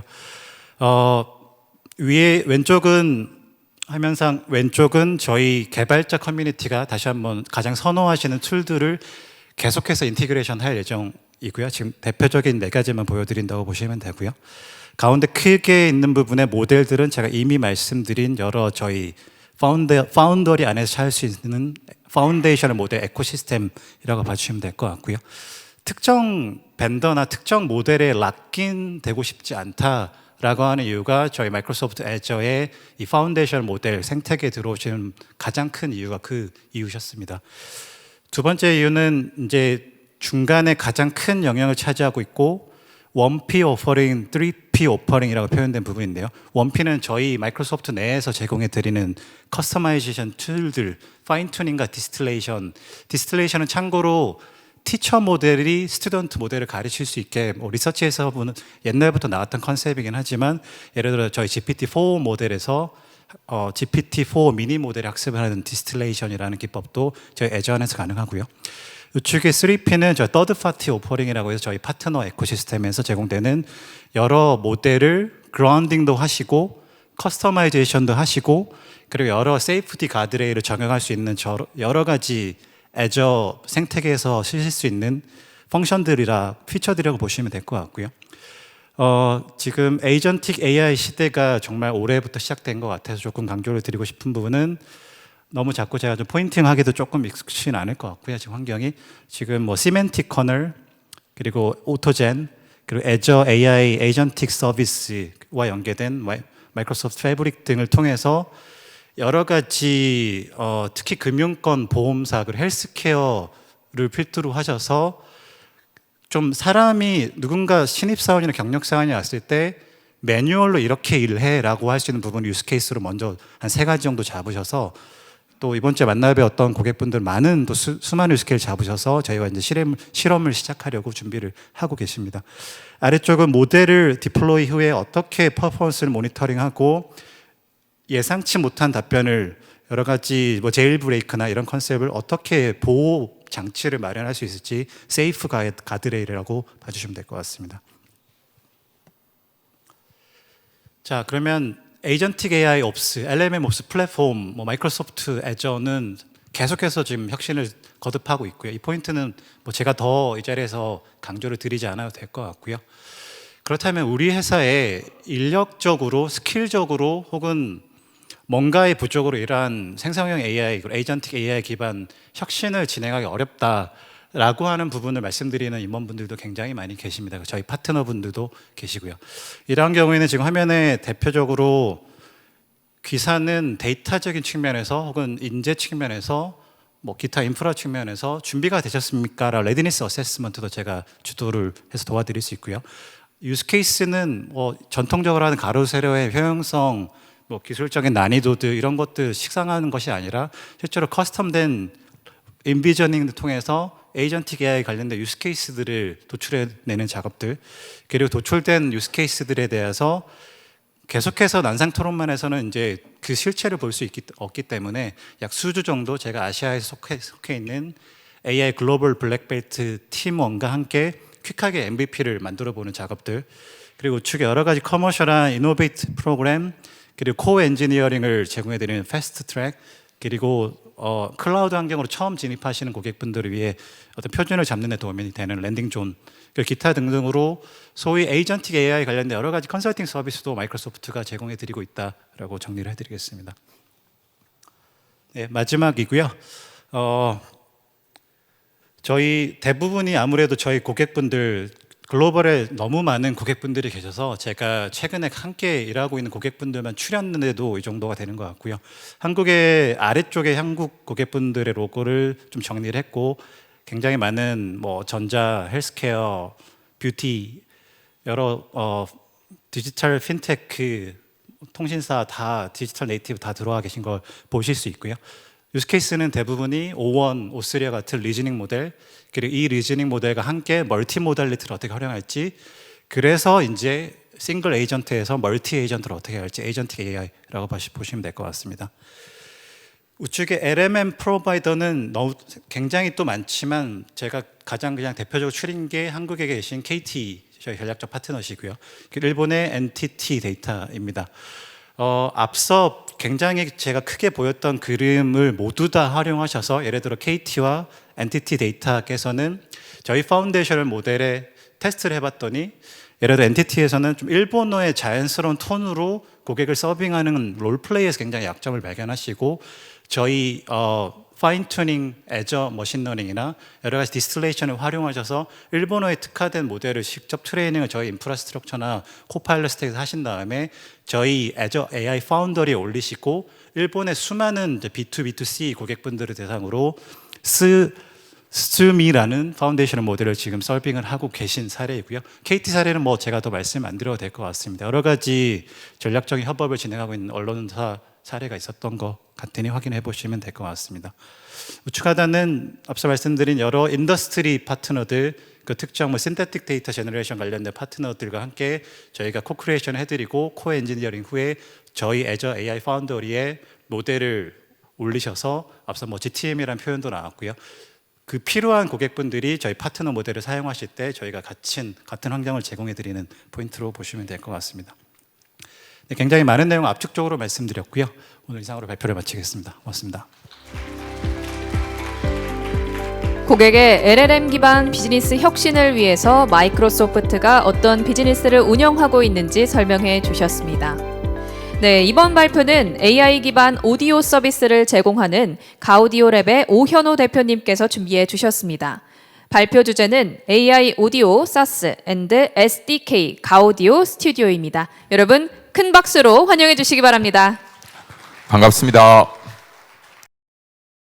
이 시간쯤 되면 많이들 가셨을 줄 알았는데 생각보다 많이 계셔서 감사드리고요. 무엇보다 AI 서비스 섹션에 가우디오 랩이 초대받았다라는 게, 그리고 방금 본 대로 마이크로소프트, 구글 같은 회사와 함께 이 자리에 설 수 있었다라는 게 굉장히 자랑스럽고 영광이라고 생각하는데요.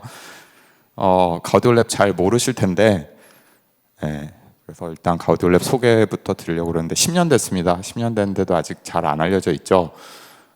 VR로 시작을 했었던 회사고요. VR에서 오디오로 정복하자. 아까 인텔이 그 GPU라고 부르지 않는 GPU 칩을 가우디라고 했는데, 그 가우디에 오디오를 연결해서 가우디오라는 회사 이름을 지었었고, 근데 VR 시장이 이제 일어나지 않으면서 3년 동안 열심히 헐리우드 가가지고 이제 디벨롭을 했는데 사실상 쫄딱 망하고, 그리고 나서 이제 스트리밍, OTT, 저 오른쪽 아래가 저희 고객사 이름이고 아마 한 번씩은 써보신 서비스들일 거여서, 이제 이미 저희 소리를, 저희가 B2B 비즈니스를 해서 회사는 몰라도 저희가 만든 소리는 여러분들이 쓰시고 계신다라고 보셔도 될 것 같은데, 그런 일들을 하면서 근근히 살다가 AI 바람이 불면서 우리 AI 시장으로 넘어가야 된다라고 하고 이제 5년이 됐습니다. 저희 회사가 무엇보다 그냥 한마디로 잘 정리할 수 있는 용어 중에 하나가 저희 오디오 박사가 오디오를 연구하시는 분들이 전 세계에 굉장히 희귀한데요. 직관적인 예로 삼성전자에 6분 정도가 지금 계시는데 저희 9명이 있습니다. 그래서 그분들이 처음에는 사람 머리로 문제를 풀다가 이제 AI가 와서 이제 다시 AI를 툴로서 받아들여 가지고 그 기술들을 개발하고 있습니다. 그래서 혁신상 어느 회사나 다 봤잖아요. 근데 저희가 특이한 건 이제 왼쪽 2개는 이제 사람 머리로 풀어서 솔루션을 만들었던 기술이고 오른쪽 2개는 AI 기반의 기술입니다. 그게 잘 융화되어 있는 회사다라는 것이고 저희가 서비스 회사로 이제 전환을 하면서 다양한 서비스들을 만들어내고 있고 이게 저희 홈페이지에 나와 있는 제품 리스트들인데 오늘 대표적으로 이제 가우디오 스튜디오라고 불리우는 그 서비스를 중심으로 설명을 드리려고 하는데 얘는 음원 분리를 해주는 AI입니다. 그래서 뭐 악기가 들어오든 그러니까 음악이 들어오든 아니면 세상에 있는 어떤 소리가 들어오면 개별 소리로 분해를 해줍니다. 아주 쉽게는 이제 음악이 들어가면 개별 악기를 분리를 해주는 거죠. 뭐 유명한 노래이기도 하지만 저 AI 알고리즘 만들었던 게 저 노래가 한참 유행하던 시절에 만든 건데요.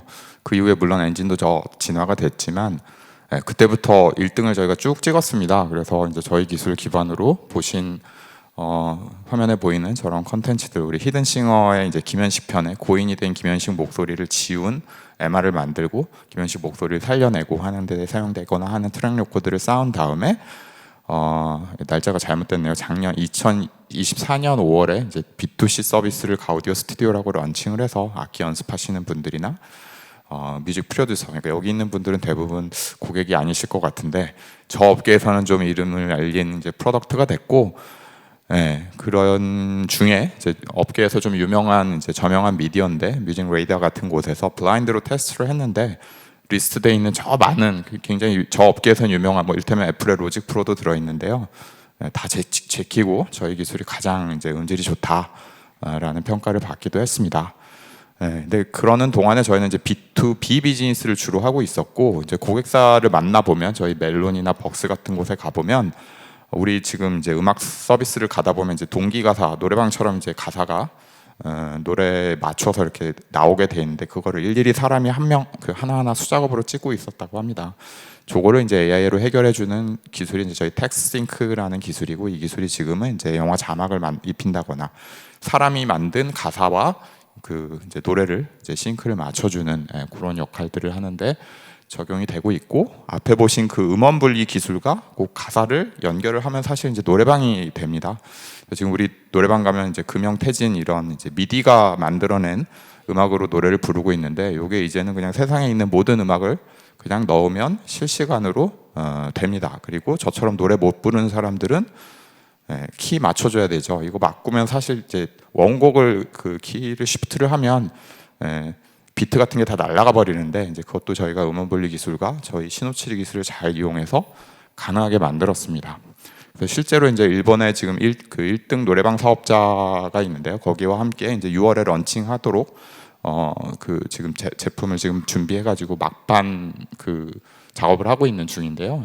노래방에서 노래를 내가 잘 못 부르겠다라고 하면 잠깐 멈추면 이제 원곡 가수가 도와줍니다. 듀엣도 가능하고 이제 이런 이제 것들이 가능해지는 시대로 가고 있고요. 일본에서 올 6월에 런칭합니다. 그러는 동안에 또 저희 이제 B2B 고객 방송국들이 이제 갖고 있는 문제, 우리나라 K 콘텐츠 해외 수출 많이 하잖아요. 근데 옛날 콘텐츠들은 이게 이제 개별 트랙으로 분해도 안 돼 있고, 그다음에 이제 해외 수출할 때 저작권 문제 때문에 음악을 다 새로 교체를 해서 나가야 됩니다. 근데 이걸 또 다수작업으로 한 땀 한 땀 하고 있었는데 이게 굉장히 불편한 일이죠. 요걸 또 AI가 해결을 해줍니다. 일단 옛날 구작, 예를 들어 대장금이 들어오면 대사와 음악과 효과음을 분리를 해낸 다음에 그 중에 음악 부분은 가장 비슷한 음악으로 대체를 해서 나가는 그런 서비스고요. 뭐 우리나라 그 예능들도 그런 일들이 있을 수 있는데 이건 실제로 이제 저희 CJ ENM의 컨텐츠인데요.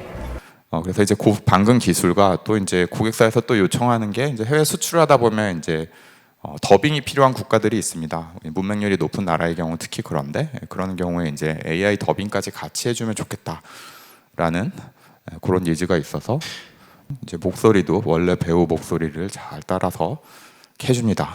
그래서 우리 한국 컨텐츠들이 해외 수출하는데 하이웨이를 만들어주는 그런 역할을 하고 있습니다. 그런데 또 고객사에서는 이제 온 디바이스 리얼 타임으로 하는 걸 또 원하시기도 합니다. 지금 방금 보셨던 거는 이제 서버 기반의 솔루션들이었는데 저희가 원래 하던 일이 스트리밍 서비스에 들어가는 온 디바이스용 솔루션들을 만들던 회사다 보니까 이걸 최적화하는 일들을 또 저희가 하고 있고 타겟이 이제 스마트폰일 수도 있고 특히 이제 자동차 아까 노래방이 이제 곧 뭐 저희 현대 그 계열의 차를 비롯하여 노래방 기기들이 이제 자동차에서 이제 셀프 드라이빙이 되면 사실 차에서 뭐 하겠습니까? 열심히 음악 들으면서 노래 불러야죠. 그 솔루션이 되기 위해서 지금 열심히 키워나가고 있습니다. 네, 그래서 저희가 왜 장점인가 저희 스스로 생각을 해보면 오디오를 원래 했던 사람들이 AI를 툴로 받아들여서 기술을 만들었더니 남들이 못된 소리를 만들어내더라. 사스 비즈니스를 하는데 온 디바이스로 갈 수 있는 능력도 있더라. 그리고 원래 B2B로 시작을 해서 지금은 B2C를 하고 있는데 이 두 개를 같이 하지 않으면 안 되겠더라. 국내에서는 그래도 이제 우리 회사가 좀 알려졌는데 해외로 가면 아직 인지도가 떨어지는데 이 B2C 서비스 덕분에 인지도가 많이 올라가고 있습니다. 그리고 저희 이제 자회사로 스튜디오를 그 올드보이 같은 영화를 했던 사운드 스튜디오를 가지고 있는데 그분들의 이제 골든 이어가 저희 제품을 고도화하는 데 또 큰 도움이 되고 있습니다. 언어와는 다르게 오디오 자체는 음악은 글로벌입니다. 그래서 전 세계에서 제일 1등 되지 않으면 사실 살아남기 힘든데 저희 한국 회사가 전 세계에서 이 오디오 AI만큼은 리더십을 계속 가져갈 수 있도록 많이 응원 부탁드리겠습니다. 감사합니다. 가우디오랩이 제공하는 AI 오디오 솔루션에 대해서 설명해 주셨습니다. 이번에는 제조 산업에 특화된 AI 서비스를 제공하는 기업인 마키나락스의 발표입니다. 산업 특화 AI로 여는 지능화의 시대를 주제로 준비해 주셨는데요. 윤성호 대표님께서 발표해 주시겠습니다. 여러분 큰 박수로 환영해 주시기 바랍니다.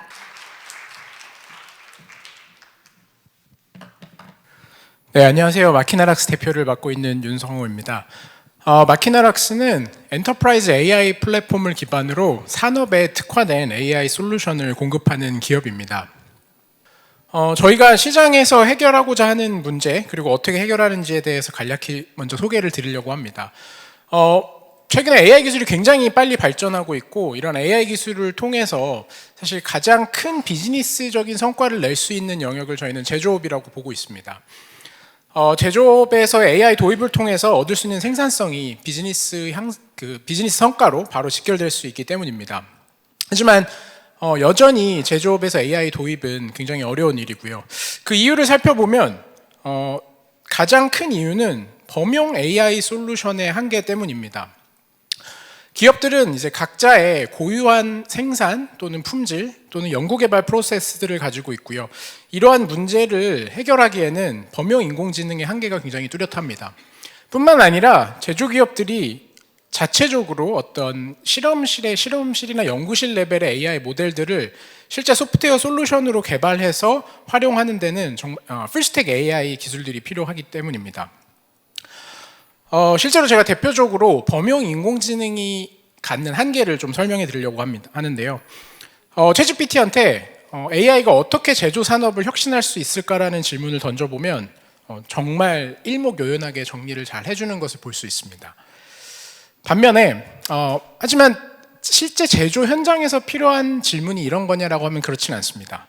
실제 제조 현장에서 필요한 질문은 일례로 어떤 반도체 후공정 설비에 사용되는 레이저 부품의 센서 값이 폭발적으로 증가했는데 어떻게 해야 되냐라는 질문을 해보면 언제나 그렇듯이 챗GPT는 성심성의껏 대답을 합니다. 하지만 이 질문의 맨 아래를 보시면 어떤 답을 하고 있냐면요. 코이런트사의 기술지원팀에 문의하여 전문가의 도움을 받으십시오. 네. AI가 자기가 전문가가 아니라는 것을 시인을 하고 있는 거죠. 하지만 당연합니다. 왜냐하면 범용 인공지능들은 이런 산업 현장의 데이터를 한 번도 본 적이 없고요. 이런 문제가 발생했을 때 어떻게 해결해야 될지에 대한 방안들을 가지고 있지 않습니다. 제가 또 하나의 사례를 말씀드리려고 하는데요.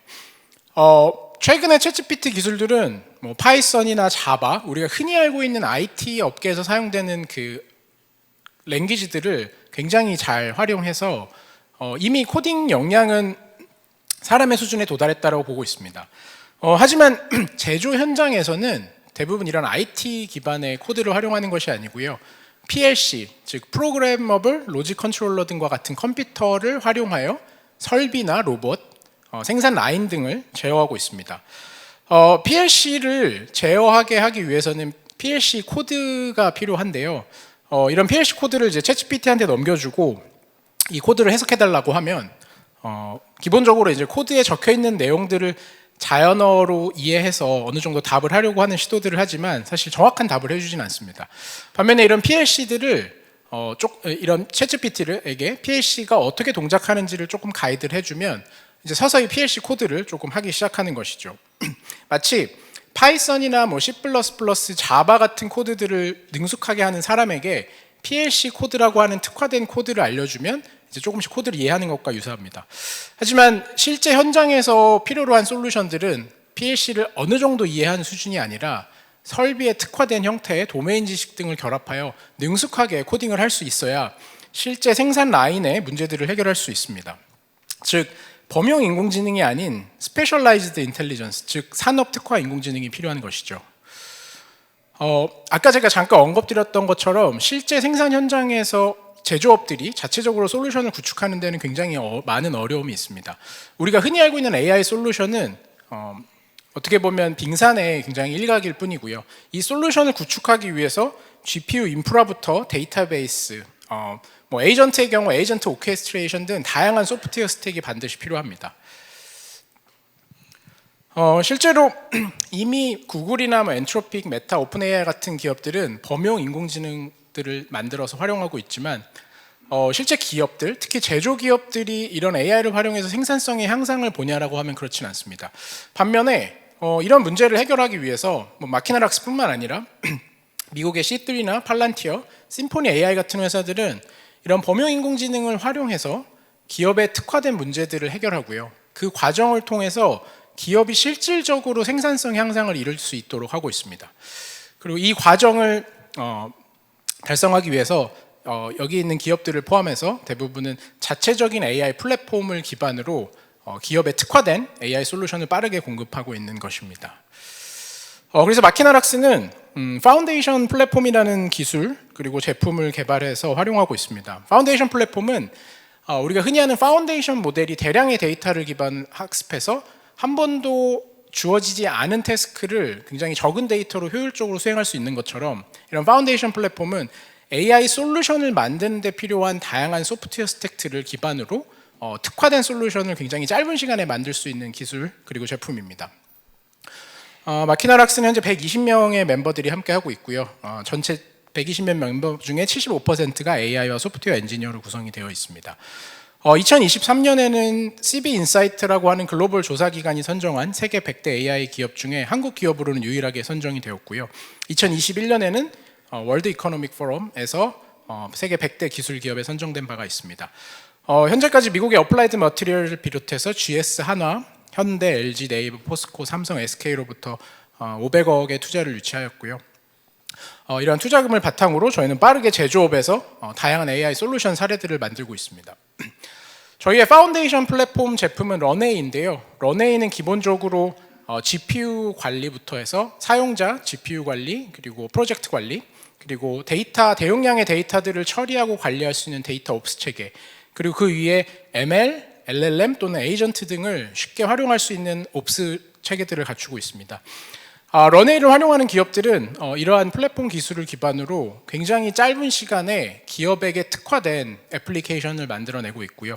실제로 런웨이를 활용하는 기업들이 AI 애플리케이션을 만드는 데 걸리는 시간은 이러한 플랫폼에 의존하지 않았을 때 대비 최소 6배에서 10배까지 빠른 소요 시간을 단축하고 있습니다. 대부분의 시장에 나와 있는 상용 플랫폼들의 한계는 빠른 AI의 발전 속도를 따라잡지 못한다는 데 있습니다. AI의 발전 속도가 워낙 빠르기 때문에 AI에 필요한 AI 개발과 운용에 필요한 도구들도 정말 계속 새롭게 생겨나고 있는데요.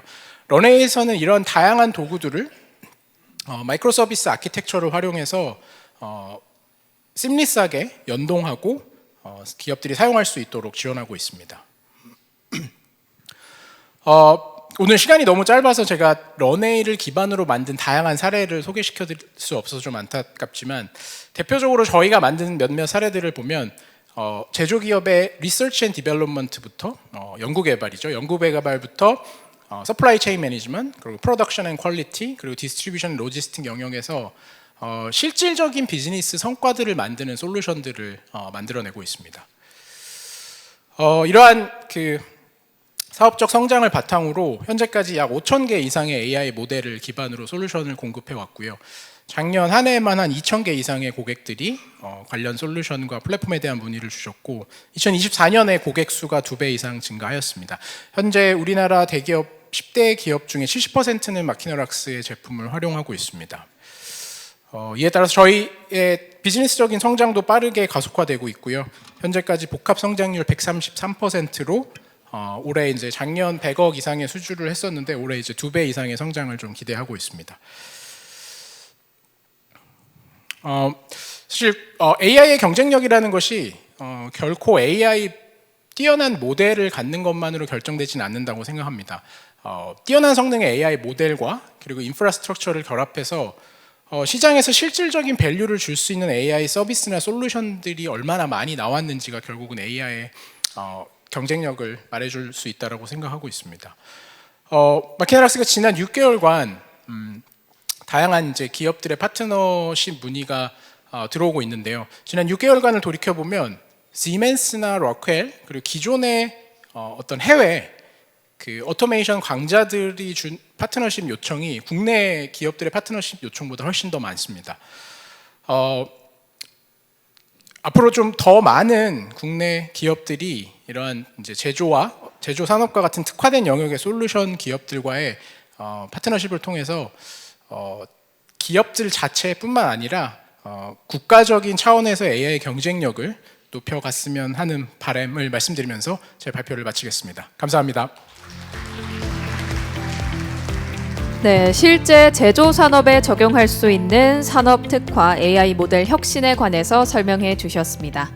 이번 발표는 AI 소프트웨어 플랫폼 개발과 최적화의 강점을 가지고 있는 기업 모레의 조형근 최고 전략 책임자님께서 한국의 딥시크 저비용 고성능 AI 모델 개발을 위하여를 주제로 발표해 주시겠습니다.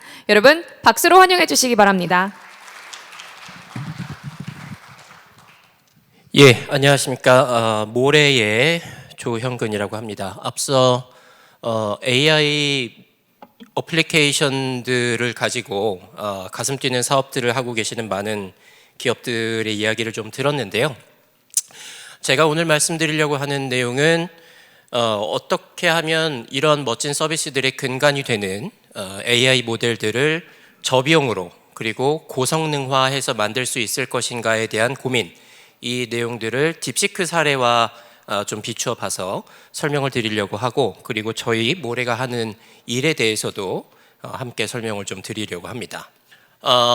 딥시크는 많이 다들 들어보셨고, 그리고 이제 화두가 많이 되고 있죠. 딥시크가 딥시크였던 이유, 그리고 화두가 됐던 이유가 크게 보면 두 가지가 있는데, 첫 번째는 아주 모델을 잘 만들었습니다. MOE, RL 등등의 이제 기법들을 절묘하게 잘 조합을 해서 리즈닝을 잘하는 아주 좋은 모델을 만들었고, 더욱 화제가 됐었던 건 사실 이러한 모델을 아주 저렴한 가격으로 그리고 상대적으로 저성능의 GPU를 활용해서 만들었다라는 점이었습니다.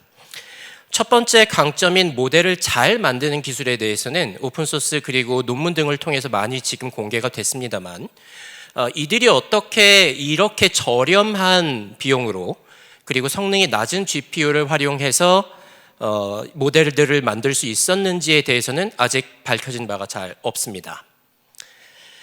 다시 돌아가서 AI 모델을 어떻게 잘 만드는 건지에 대한 원론부터 좀 설명을 드려보겠습니다. 해당 그래프는 GPT-4가 나왔을 때 오픈AI에서 발간한 테크니컬 리포트입니다.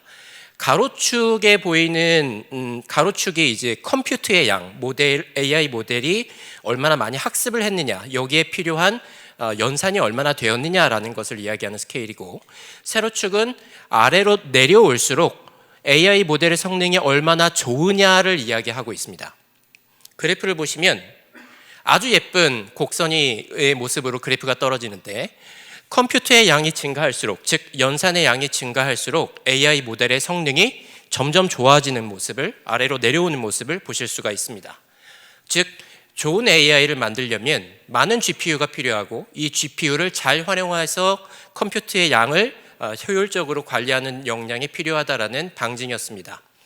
이 논문이 나오고 전 세계적으로 많은 LLM들이, 고성능 LLM들이 나오게 됐고, 이것은 바로 여러분들이 모두 다 알고 계시는 GPU 전쟁으로 번지게 됐습니다. GPU를 얼마나 잘 확보하느냐, 그리고 싸게 가지고 오느냐, 그리고 이 GPU를 AI 인프라를 잘 활용하느냐라고 하는 이런 문제들이 궁극적으로는 얼마나 좋은 AI 모델을 만들 수 있느냐라고 하는 경쟁력의 원천이 되었고, 똑같은 GPU를 가지고 있다 하더라도 이 GPU와 연산 자원들을 잘 쓰는 기업들은 더 좋은 모델을 더 저렴한 비용으로 만들 수가 있게 됐습니다. 이것들을 도표로 나타내보면 이렇게 됩니다. 우리가 익히 잘 알고 있는 세계에서 AI를 가장 잘 만드는 고객들은 과연, AI를 잘 만드는 기업들은 과연 무엇을 가지고 있길래 이렇게 좋은 모델들을 만들 수 있느냐라는 걸 보면 여러 가지 그 레이어들이 있습니다만, 맨 아래에는 AI 반도체에서부터 AI 반도체가 효율적으로 운영되기 위한 커널 라이브러리, 그리고 여러 장의 AI 반도체들을 묶어서 사용하기 위한 성능 최적화, 병렬화 각각 기법들이, 많은 양의 엔지니어링들이 필요합니다.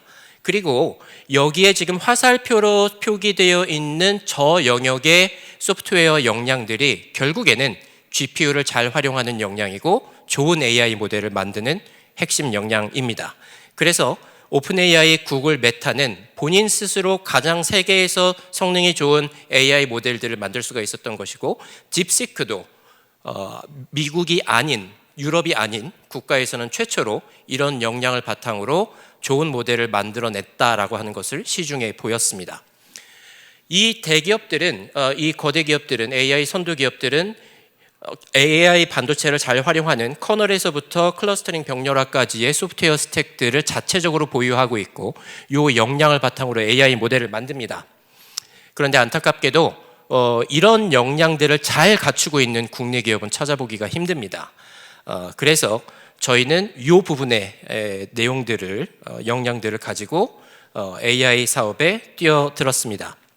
모레가 바라보는 AI 세상에서의 병목은 AI 인프라이고, 그 AI 인프라의 병목은 특정 하드웨어 벤더와 소프트웨어에 종속되어 있기 때문이라고 생각을 합니다. 그래서 저희가 해결하려고 하는 것은 GPU를 여러 가지 종류를 쓰더라도, 그것이 엔비디아든 AMD든 인텔이든 아니면 텐스토렌트나 우리 국내 기업이 만들고 있는 여러 가지 NPU든 여러 가지 하드웨어 자원들을 잘 효율적으로 엮어서 쓸 수 있는 중간 레이어의 인프라 소프트웨어를 잘 만들 수 있으면, 이것이 소프트웨어로 디파인된 새로운 AI 가속기가 될 것이고, 이것의 성능이, 그리고 이것의 경쟁력이, 경제성이 더 보다 높은 수준의 AI를 만들 수 있는 원천이라고 믿습니다.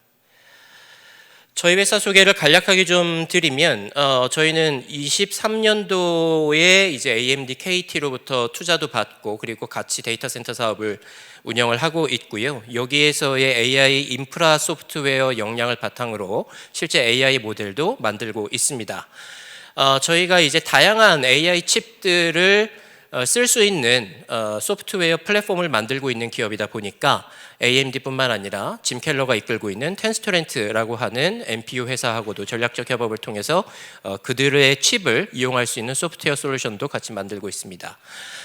그리고 이제 지난 1월이었는데요. 저희가 이렇게 인프라를 다루는 기법과 역량들을 바탕으로 AI 모델을 만들고 있는 내용을 어떻게 아셨는지, 글로벌 코퍼레이트 벤처링이라고 하는 곳에서는 한국의 모레라는 곳이 딥시크와 가장 접근 방식이 유사한 기업이다라고 하면서 저희를 소개해 주시기도 하셨습니다. 저희가 하는 일은 이렇습니다.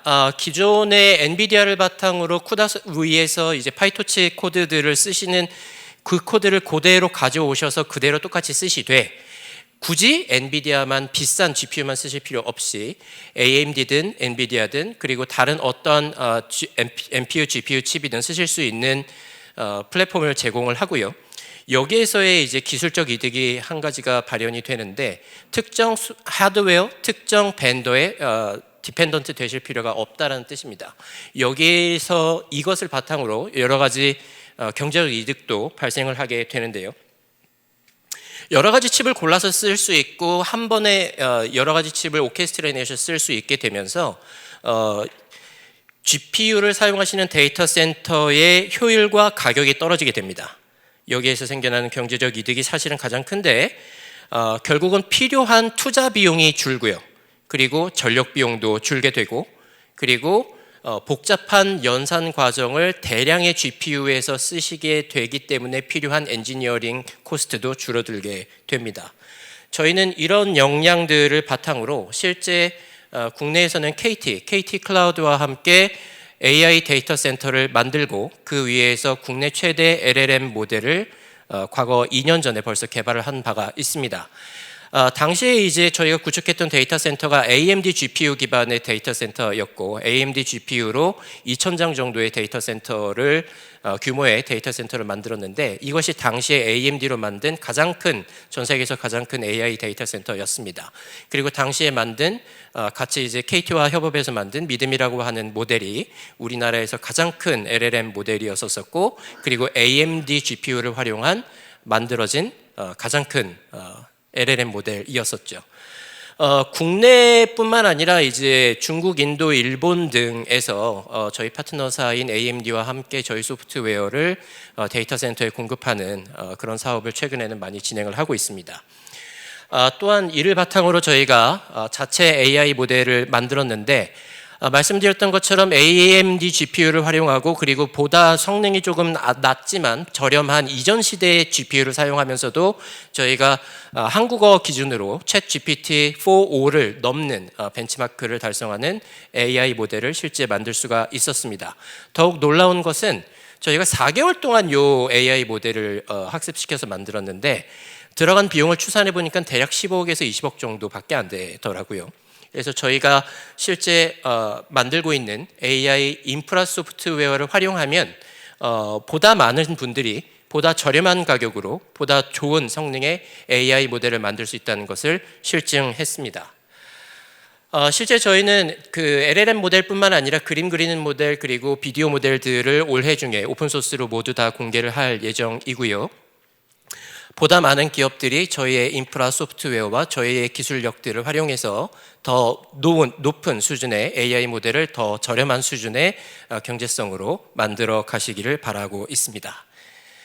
예, 오늘 짧은 시간이지만 제가 말씀드리고 싶었던 것은 다음과 같습니다. AI 모델을 만든다라고 하는 것의 비용과 성능은 결국 AI 인프라 소프트웨어가 좌우합니다. 그리고 이 AI 소프트웨어 기술을 가지고 있는 기업만이 이 AI 모델들을 경제성 있게 만들어낼 수가 있습니다. 저희 모레는 이 해당 기술을 바탕으로 국내의 초거대 AI 사업을 위한 좋은 이네이블러로서의 역할을 수행하고 싶습니다. 네, 이상입니다. 감사합니다. 저비용 고성능 AI 모델 개발을 위한 AI 인프라 소프트웨어를 개발하기 위해 모레가 기울이고 있는 노력에 대해서 설명해 주셨습니다. 네, 어느덧 마지막 발표 시간입니다. 오늘 마지막은요, 트릴리온 랩스의 한승준 공동 창업자님을 무대 위쪽으로 모셔서 다국어 AI의 확정성 확보, 한국 주권 AI 사례 연구에 대해서 청해 듣겠습니다. 여러분, 큰 박수로 환영해 주시기 바랍니다.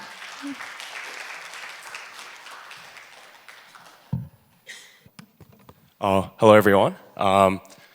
I'll be presenting a case study on Korean sovereign AI. Before we start off, just wanted to quickly introduce ourselves.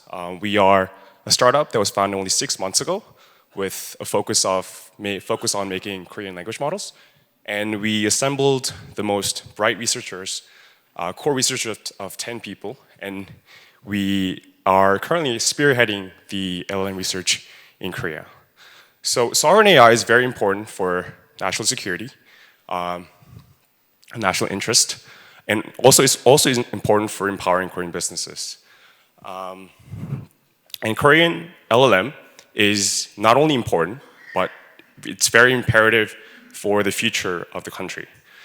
However, there are some existing problems that are blocking a proper development of Korean language model.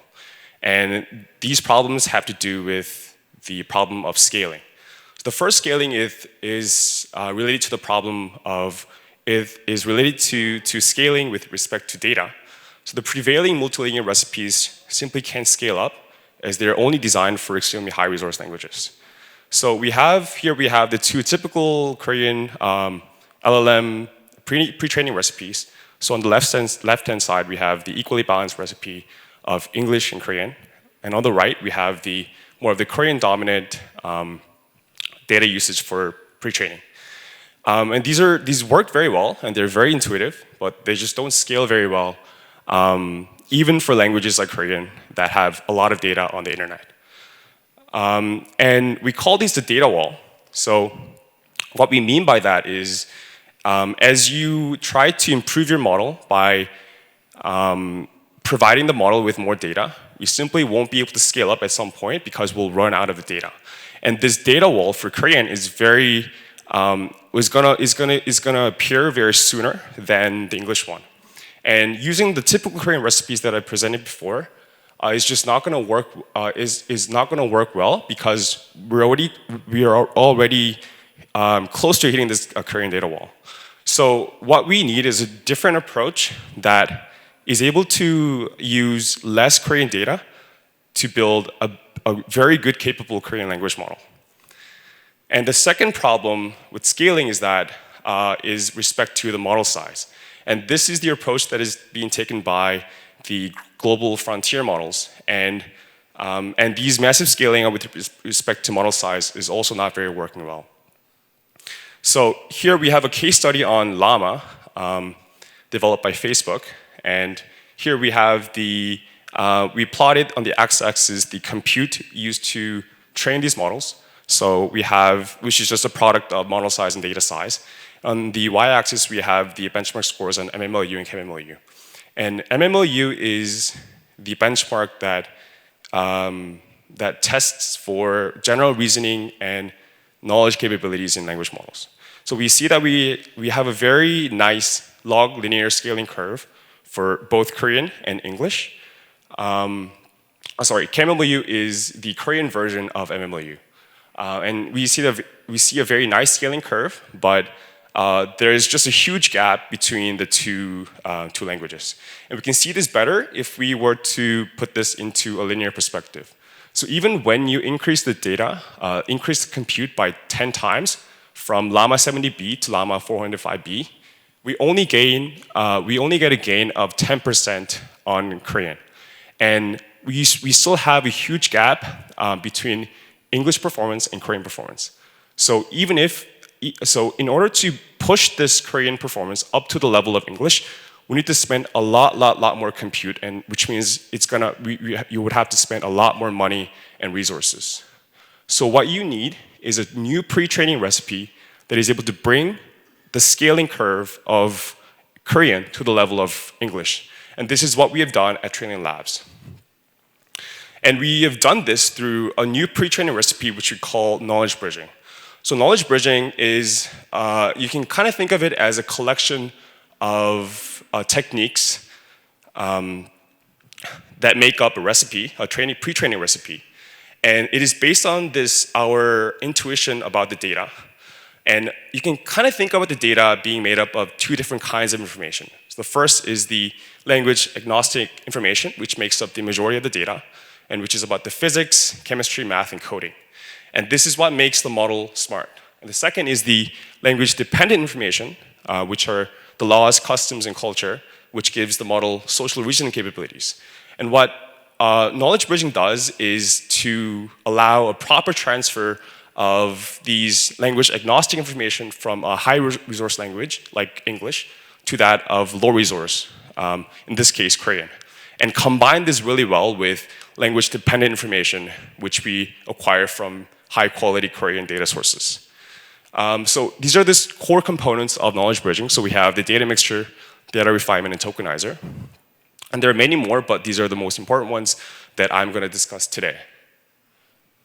So data mixture enables knowledge bridging. It is the most important part. And here we have in the yellow bar, the half and half, the previous typical recipe for training large language models. And our recipe, on the other hand, uses far less Korean data and much more English data.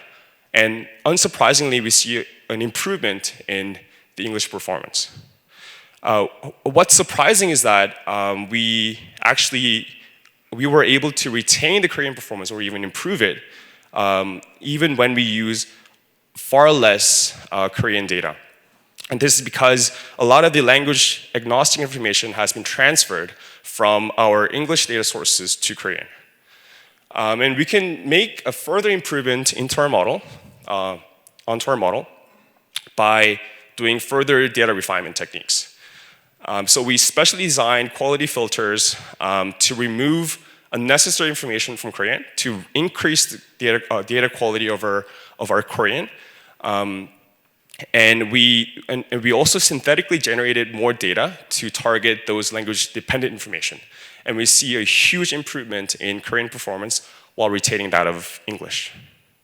Finally, we also designed we specially designed a tokenizer that enables knowledge bridging. You can kind of think about tokenizer as a tool that converts text into a sequence of tokens that are digestible by a language model.